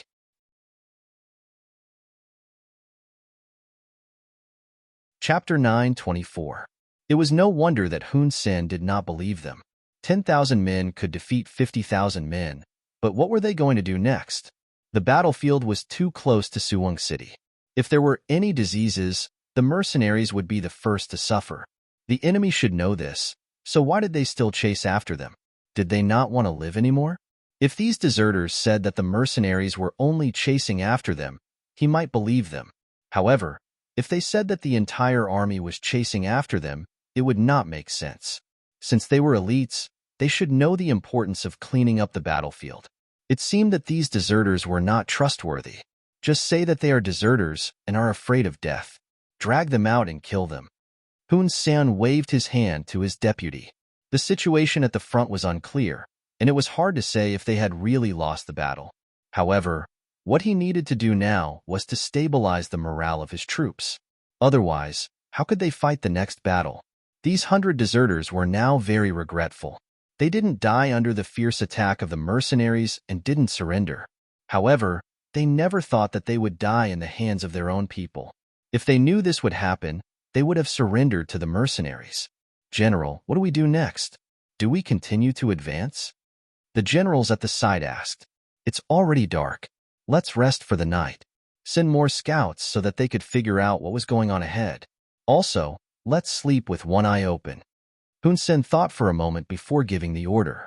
After knowing that the enemy was cavalry, they set up many horse traps and stakes outside the tent to prevent sneak attacks in the middle of the night. There were even people with bows and arrows in the dark, waiting for the mercenaries to appear so that they could catch them off guard. The night passed peacefully without any signs of danger. In the morning, the scouts at the front sent back news that they were about to reach Suwing City. However, they did not find any corpses left behind from the battle. As for the whereabouts of the 50,000 men, they were still searching and there was no news for the time being. Haha. Hun Sen laughed heartily when he saw the report from the scout. I told you that the 50,000 soldiers in front of us would be fine. Otherwise, how could we have cleaned up the battlefield so quickly after such a big battle? Humph. I was almost killed by those cowardly deserters. Killing them would be too easy for them. Give the order for the entire army to head to Suwing City after breakfast. General, should we wait for the army there before we advance? A deputy general asked cautiously. It was understandable if one deserter said that, but more than 100 deserters said the same thing. This was suspicious. It doesn't matter. They must have taken advantage of the terrain to hide. As long as our main forces arrive, they will definitely come out. At that time, it will be time for us to counterattack. All right, inform the army to prepare to depart. Hun Sen said confidently. There was nothing wrong with being cautious in a battle. However, being overly cautious would be seen as cowardice. The gains would not make up for the losses. After a night's rest, the 50,000 Gold Edge elite troops set off again, heading towards Suwing City, which was 100 miles away. Their movement was discovered by the scouts of the 1st Cavalry Division, who were hiding in the dark. They quickly reported to their commander, Tian Hu was hiding in a valley nearby. Tian Hu laughed when he heard that the 50,000 elites of the Gold Edge dynasty were not ambushed. It seems that some people have the same idea as us. They have given up on the night attack. Yes, Lung Feng is indeed Lung Feng. They must have realized that the 50,000 enemies were the elites of the Gold Edge dynasty. Moreover, they were prepared. It would be difficult to ambush them, and they might even fall into the enemy's trap. The second commander, Lu Duo, nodded and sighed. That's right. Since everyone has made the same choice, the next attack should start soon. Brothers, we are the 1st Cavalry Division under the command of the 6th Young Master. No matter what, we can't lose to others. Our performance has been good. Now it's time to see who can take the head of Hun. Senator, are you confident? Tian Hu stood up. He knew that the war was about to start. Before the war, he needed to boost the morale of his troops. On the other side of the road, the 4 divisions of Lung Feng were also ready to attack. After a night of fear, the Gold Edge army still chose to move forward. This could only mean one thing. They were not sure that the 50,000 troops in Suwing City had been destroyed. Otherwise, they would have turned around and retreated. Comrades, the enemy is on the road. They don't know of our existence at this time. This is our chance. If I'm not wrong, the 1st Cavalry Division must be watching us from somewhere. They may take action at any time. Now, let us fire the first shot. In a while, all regiments and battalions will gather all the machine guns in your hands. Once the battle starts, rush forward like a hot knife through butter. Target the enemy's center. As long as we can capture or kill the enemy's commander, the enemy will fall into chaos. Then, it will be our moment of victory. Division Commander Ling Dechong summoned all the regimental commanders and battalion commanders of the 4 divisions and gave the order to prepare for battle. After the meeting, the officers returned to their respective units to make preparations. Half an hour later, when the 50,000 elite troops led by Hun Sen entered the preset ambush, a loud bugle sounded. Then, countless soldiers in green military uniforms suddenly appeared on the ground. With machine gunners as the vanguard, they formed an attack force and rushed straight towards the enemy troops that were advancing towards Suwing City. The sound of the bugle shook the sky, followed by the continuous sound of gunfire. The soldiers of Golden Rim fell to the ground one by one, like crops blown down by the wind. What's going on? In the middle of the army, Hun Sen, who was riding on a tall horse, asked loudly. If one looked carefully, one could see that there was a trace of panic in his eyes. Reporting to the general, we've encountered the main force of the mercenaries on our left. They're all armed with muskets. Our brothers won't be able to hold them off for much longer. A scout reported to Hun Sr. the main force of the mercenaries. How many people can there be? We have a total of 50,000 men. Tell our brothers, don't be afraid. Just charge forward. I don't believe that their guns can kill so many of us. Hun Sen said confidently when he thought of the 50,000 men he had brought with him. As if he was afraid that his brothers would not give it their all, he added, tell everyone that each person who kills a gun will be rewarded with 10 silver taels. The more you kill, the more you will get. There is no limit. Yes, with such a generous reward, the scout was emboldened. He agreed and turned around to pass down the order. Just as he passed down the order, the 1st Cavalry Division appeared on the other side of the road. The cavalry was like a roaring train. As soon as they appeared, they rushed into the Phnom Penh army with an unstoppable momentum. They reaped one head after another as their cavalry sabers flew in the air. They took one life after another. They were like the last straw that broke the camel's back. As soon as they appeared, the army of Phnom Penh had no way to fight back. What was more terrifying was that one of the troops was heading towards the middle of the army. Wherever they went, no one could stop them. No one could defeat them. On the other side, the 1st Regiment of the 4th Cold Front Division cooperated with them. The regiment commander, Gao Xiang, personally held a squad machine gun and constantly ran forward with his legs. Anyone who was targeted by the muzzle of the gun was shot through by the rotating bullets and fell to the ground. Gao Xiang's speed was very fast. In addition, he had charged earlier than the 1st Cavalry Division, so he was closer to the middle of Phnom Penh's army. At this time, it was no longer a question of whether they could defeat the enemy, but a question of who could take the first credit. Originally, Hun Sen had intentionally left 5,000 elite soldiers behind in the middle of the army to prevent the other party from launching an attack on him. In his opinion, with these soldiers protecting him, no matter how strong the enemy was, it was impossible for them to kill him so quickly. As long as the middle of the army was fine, he could command the front and rear troops to outflank the mercenaries and win the war. Who would have thought that the mercenaries were indeed heading straight for the center of the army, but their speed and impact were simply too fast. They were so fast that the 5,000 soldiers under his command actually fell into chaos as soon as they met the enemy. Then, in the face of such powerful combat power, cowards and deserters appeared. Don't be afraid. Hold on. The front and rear troops will soon come to save us. At that time, it will be time for us to fight back. Hun Sen rode on the horse and shouted loudly, trying to boost the morale of the army. As he shouted and looked around, his face suddenly became frighteningly pale. The front troops were in chaos and were fleeing in all directions. The rear troops had already separated from the middle troops. At this moment, countless soldiers had already turned around and fled. They didn't even have the courage to face the enemy. Just like that, they became deserters. In fact, whether it was the guns of the 4th Cold Front Division or the sabers in the hands of the 1st Cavalry Division, they were far from what an ordinary army could compete with.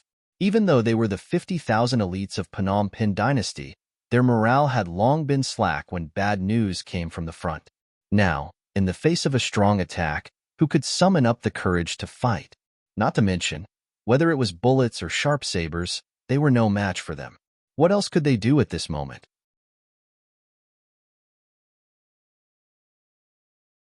Chapter 9:25. Seeing that the center of the army had been surrounded, there were no reinforcements. Hun Sen cursed inwardly as he retreated with his soldiers. He knew that even before the battle started, he had already lost 3 points in terms of morale. In addition, the news said that the mercenaries liked to attack at night, so he wasn't prepared. As a result, he lost the initiative, and this battle was already a lost cause. Hun Sen quickly made the decision to flee and left the center of the army. If he had remained in the center of the army, it might have taken some effort to find him. However, since he had left the main force, this group of men on horseback was extremely eye-catching. Hun Sen, don't run. When Gao Xiang, the regiment commander of the 4th Division's 1st Regiment, saw the general riding a horse, dressed in bright armor, and saw the large banner with the word Hong on it, he immediately recognized the other party's identity. His eyes were bloodshot as he fiercely fired a volley of bullets forward. Soon after, a few gold-rimmed soldiers who were closer to him were hit and fell to the ground, immediately causing another group of soldiers to kneel and surrender. Bastard! Gao Xiang slapped the machine gun in his hand. He knew that he would not be able to catch up to Hun Sen without a horse to ride. This great merit would fall into the hands of the 1st Cavalry Division. Hun Sen could not outrun a horse. He turned around and saw that the mercenaries had been left behind. He let out a sigh of relief. Although he had lost the battle, he had at least managed to keep his life. He still had a chance to rise again. General, run. There are cavalry chasing after us. Just as Hun Sen felt that he could breathe a sigh of relief, a sharp-eyed soldier beside him called out. He tilted his head and looked in another direction. Sure enough, there were a few hundred warhorses galloping in his direction, closing in on him. Hong Sen immediately felt his blood run cold. He clamped his legs together and lashed his horse with the horsewhip in his hand. Hong Sen sped up again. Chase. That must be a big fish. The 3rd Regiment commander Hu Bo stared at the fleeing Hun Sen with excitement in his eyes. Behind him, there were 2 battalions of 800 warhorses following him like a shadow. The soldiers of the 1st Cavalry Division were not only physically strong, but also had better knife skills than ordinary people. Even their warhorses were faster than other warhorses. In order to achieve such speed, these warhorses usually ate fine fodder, which made their fur shine. When they ran, it was as if the gods were helping them. With one chasing the other, the distance between the two sides was constantly narrowing. It was already less than 300 meters away. Hun Sen, who was running at the front, looked back more than once. Every time he did that, he would whip his horse with all his might so that he could run faster. However, in front of the world's #1 cavalry division with top-notch equestrian skills, no matter how hard he tried, the distance between the two sides was still rapidly closing. From 300 meters to 250 meters to 200 meters, General, run. We'll stay and stop him. A bodyguard who had followed Hun Sen for many years and had received Hun Sen's favor saw that it was not a good idea to continue.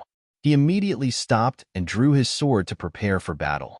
Beside him, there were more than a dozen bodyguards who stayed behind to fight for a chance for their general to escape.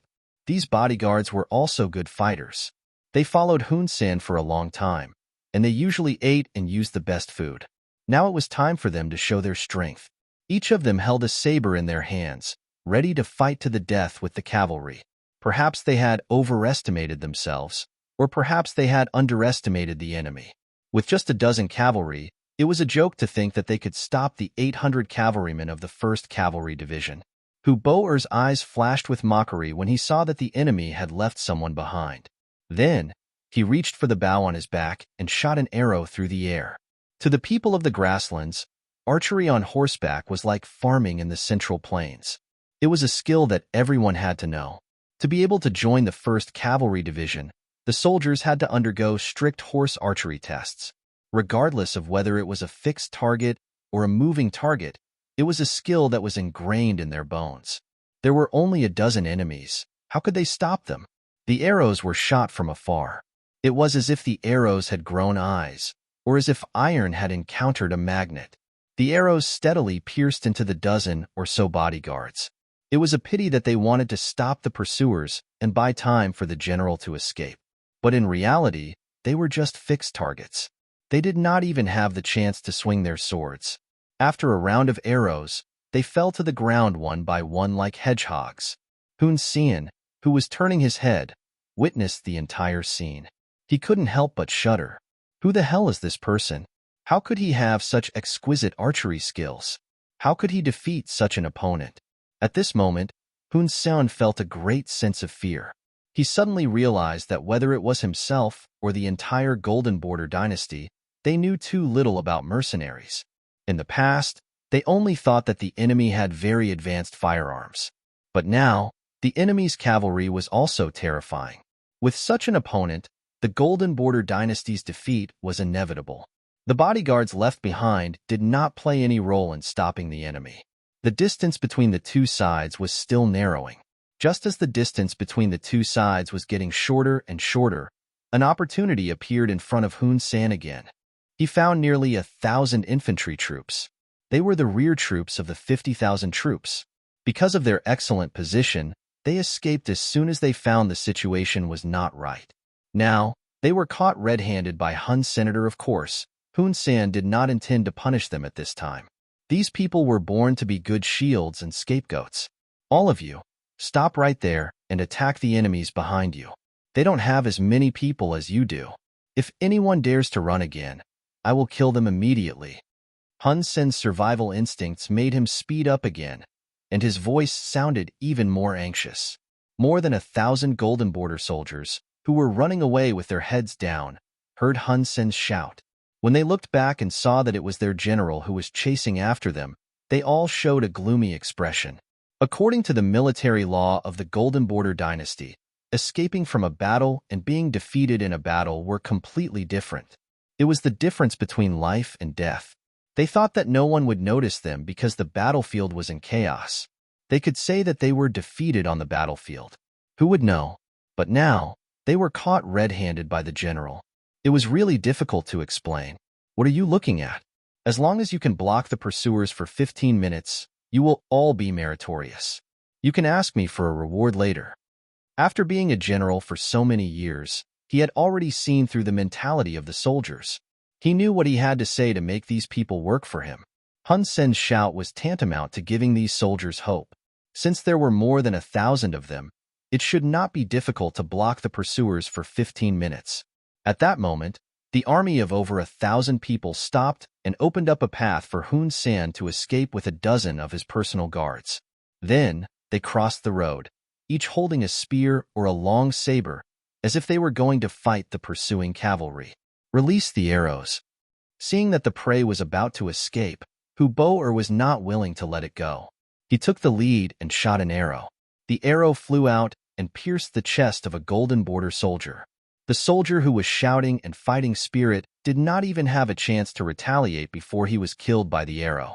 At the same time, more arrows flew out and pierced into the bodies of the gold-rimmed soldiers who were blocking the road ahead. One by one, the soldiers fell to the ground. The power of the arrows was not inferior to the fire of the flintlock. One by one, their comrades died in front of them. Most of them were killed by an arrow. This scene frightened the golden border soldiers behind. They thought that they could hold on for a while because of their numbers. Only after fighting did they realize how laughable their thoughts were. Retreat. Retreat quickly. A chilly arch mixed in with the soldiers saw how powerful the cavalry was. He knew that they could not stop the enemy with their strength. Forcing them to stay here would only be throwing away innocent lives. He immediately gave the order to retreat. Some people retreated because of this, and the defensive line that the golden border soldiers had just set up collapsed before it could do anything. Some of the soldiers who were too slow finally ran into Hu Bo-er and the others. With a flash of swords and sabers, dozens of heads flew into the air. This shocking scene forced many of the golden border soldiers to kneel and surrender. Facing the unstoppable 1st Cavalry Division, they were like lambs waiting to be slaughtered, unable to retaliate at all. Hu Bo-er did not pay any attention to the kneeling golden border soldiers and continued to lead the cavalry forward. They passed by them and continued to chase after their target. General Hun Senator Hun Sen used the thousands of soldiers as a meat shield to fight for a chance of survival. Just as he was about to take a breather, a soldier beside him fell from his horse with a plop. He was so shocked that his whole body trembled. He immediately turned around to take a look. What he saw almost scared his soul out of his body. The cavalry that he had left behind had reappeared, and they were less than an arrow's distance away from him. Save me. At this moment, Hun Sen was truly scared out of his wits. He did not even think about surrendering. Instead, he instinctively screamed and whipped his horse in a panic, wanting to escape. Hu Bo-er did not intend to take Hun Sen's life with his first arrow. Since he was a big fish, he naturally wanted to capture him alive. However, when he saw that Hun Sen was still struggling and trying to escape, he finally gave up the idea of capturing Hun Sen alive. Riding on the horse, he raised his bow and shot at Hun Sen's back.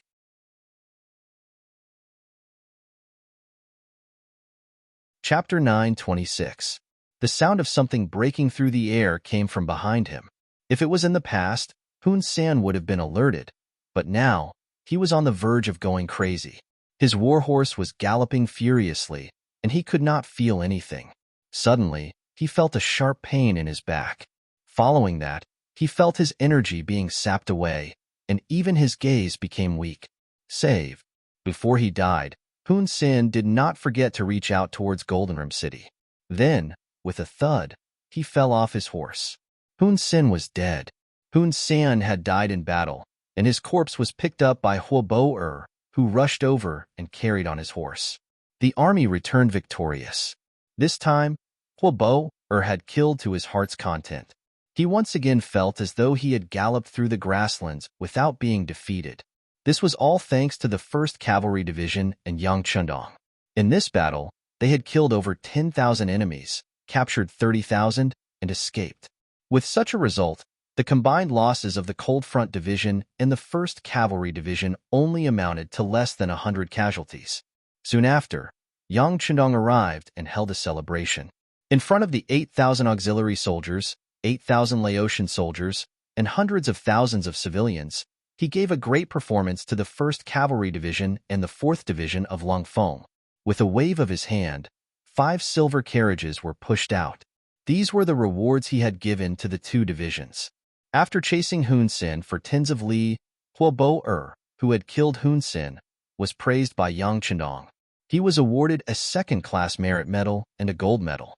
He had also become the first knight of the 1st Cavalry Division to receive such an honor. Huobo received the medal from Yang Chendong with tears in his eyes. He then thanked Yang Chendong profusely, starting from how he was a defeated general. For someone of his status, after Tua Buhua's death, it should have been difficult for him to make a name for himself. However, the mercenaries did not care about your past, only your current performance. Huobo had a new lease of life, and his deeds quickly spread across the land. At the end of his speech, Huobo even thanked his teacher, Tian Hu, because it was Tian Hu who had set his eyes on Hun San at the very beginning, but he had given the opportunity to chase after the enemy. Just based on this, as a subordinate, he was convinced. At the same time, this incident also demonstrated Tian Hu's general demeanor. A truly qualified general should be like Tian Hu, knowing how to give credit to his subordinates. In this way, he could also receive the gratitude and loyalty of his subordinates at the same time. The silver was distributed on the spot and delivered to the hands of every meritorious soldier. This scene was seen clearly by others. At this moment, not only the auxiliary soldiers and the Lao army were envious, but also many young men of the Golden Border dynasty who were mixed among the civilians were envious. From what Huobo had said, they knew that this was a defeated general who had lost many times. If such a person could be put in an important position, what did they lack? As long as he was willing to work hard, wouldn't he still have a chance? At this moment, many people began to ask if the mercenaries were still recruiting and expressed their desire to join. When Beta Persei heard about this, he immediately reported to Yang Chendong, and then said with a look of admiration, "Young master, you're amazing. You defeated their country, but not only do they not hate you, they even want to join the army and serve you. That's because I can give them something that the Golden Border dynasty could not." Beta Persei, remember, the people are always like this. Whoever treats them well, they will get close to that person. They don't have a long history and culture, so they don't have a strong sense of nationality. As long as we can ensure that they have a good life in the future, they will not be enemies with us. Instead, they will be used by us. Yang Chendong said emotionally. For a moment, he thought about the Japanese attack on China during World War II. At that time, it was not only China that was attacked, but many nearby countries were attacked as well. However, it was proven that only the people of China continued to resist, while the surrounding countries submitted as soon as they were conquered. This was the foundation of the Han people. Because they had a long history and had too many things to be proud of, they were destined to not allow the other races to be above them. This was the pride of the Han people, and also Yang Chendong's pride. What he needed to do next was to continue this pride and make it even more glorious. Let's go. Leave this place for the auxiliary soldiers and the people to clean up. The main force will head to Baromian City. With a wave of his hand, they began to move forward again. In Golden Border City, the news of Hun Sen's defeat and death spread like an earthquake, causing great damage and destruction to the capital. Some of the people who were originally in favor of war began to waver, and some of the people who were in favor of peace began to gain the upper hand. After several battles, the Golden Border dynasty's 50,000 navy was destroyed, and most of them were captured.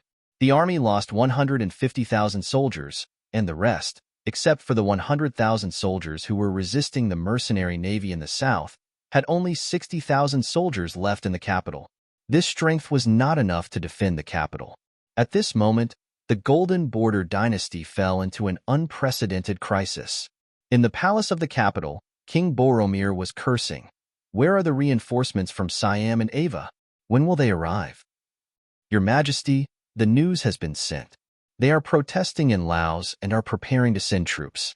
However, the war came too suddenly, and they need time to prepare." Left Prime Minister Ding Dingwei had only been in office for a few days, but he seemed to have aged a lot. In the past few days, he had not slept much. Recruiting soldiers, setting up defenses, deploying troops, everything had to be done by him. He even had to do everything himself.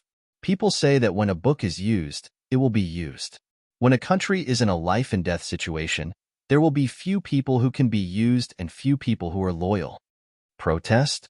Prepare? Ha ha ha. Boromir laughed wildly and shook his head. It's too late. It's too late. With the mercenary army's offensive, It would take them at most 10 days to reach the capital. Soon, the capital would be plunged into the flames of war. What would be the point of reinforcements arriving after that? Men quickly informed the Spanish ships that we have agreed to their previous request, but they must help us drive the mercenaries out.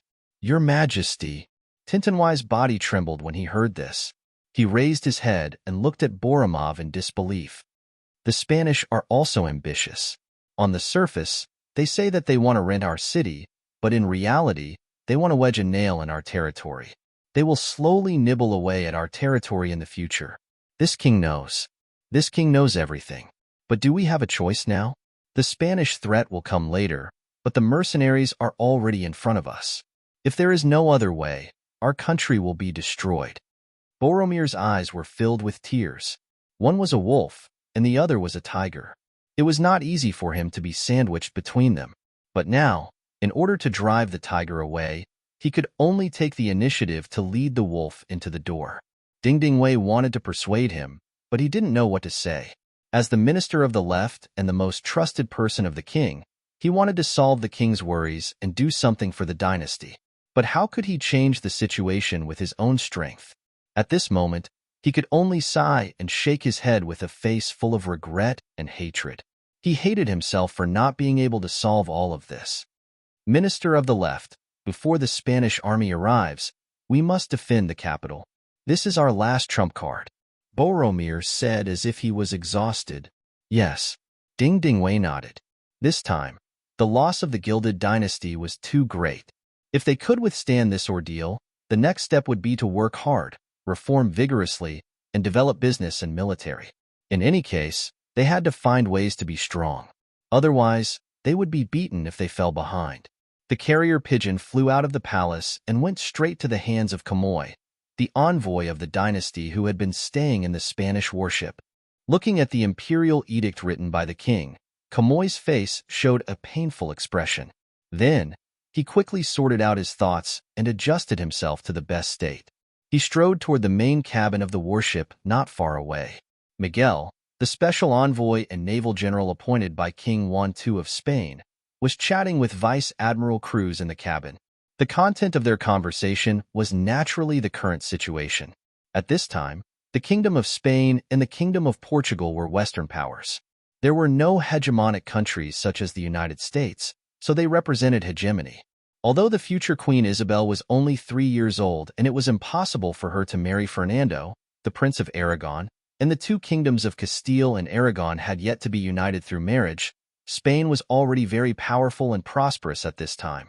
Just like Portugal, they followed the mercenary ships across the Pacific Ocean and came to the Eastern world. They discovered civilized human beings here decades ago, and at the same time, their ambitions began to be exposed. As a special envoy, General Miguel soon became addicted to the Eastern world after discovering it. He found that the silk, porcelain, tea, and so on here were all things that the Western world did not have and were in short supply. He found that there were too many novel things here, various goods in the Crimson City. He found that the weapons here were very backward, and they were still swords from the cold weapon era. They were far inferior to the guns and cannons they use now. After discovering too many things, his selfishness also became inflated. The idea of wanting to use good things for himself was suddenly born. His eyes naturally fell on the weak dynasty of gold. Through understanding, Miguel found that although the strength of the countries in the Eastern world was average, they had a large population. It was almost impossible to dominate with the 20 warships and 2,000 soldiers he brought. If he wanted to gain a foothold here, the first step was to occupy a place and use it to slowly expand and develop. You're tuning into the Warrior Lore YouTube channel. Don't forget to subscribe and join us on this journey to catch the most captivating stories.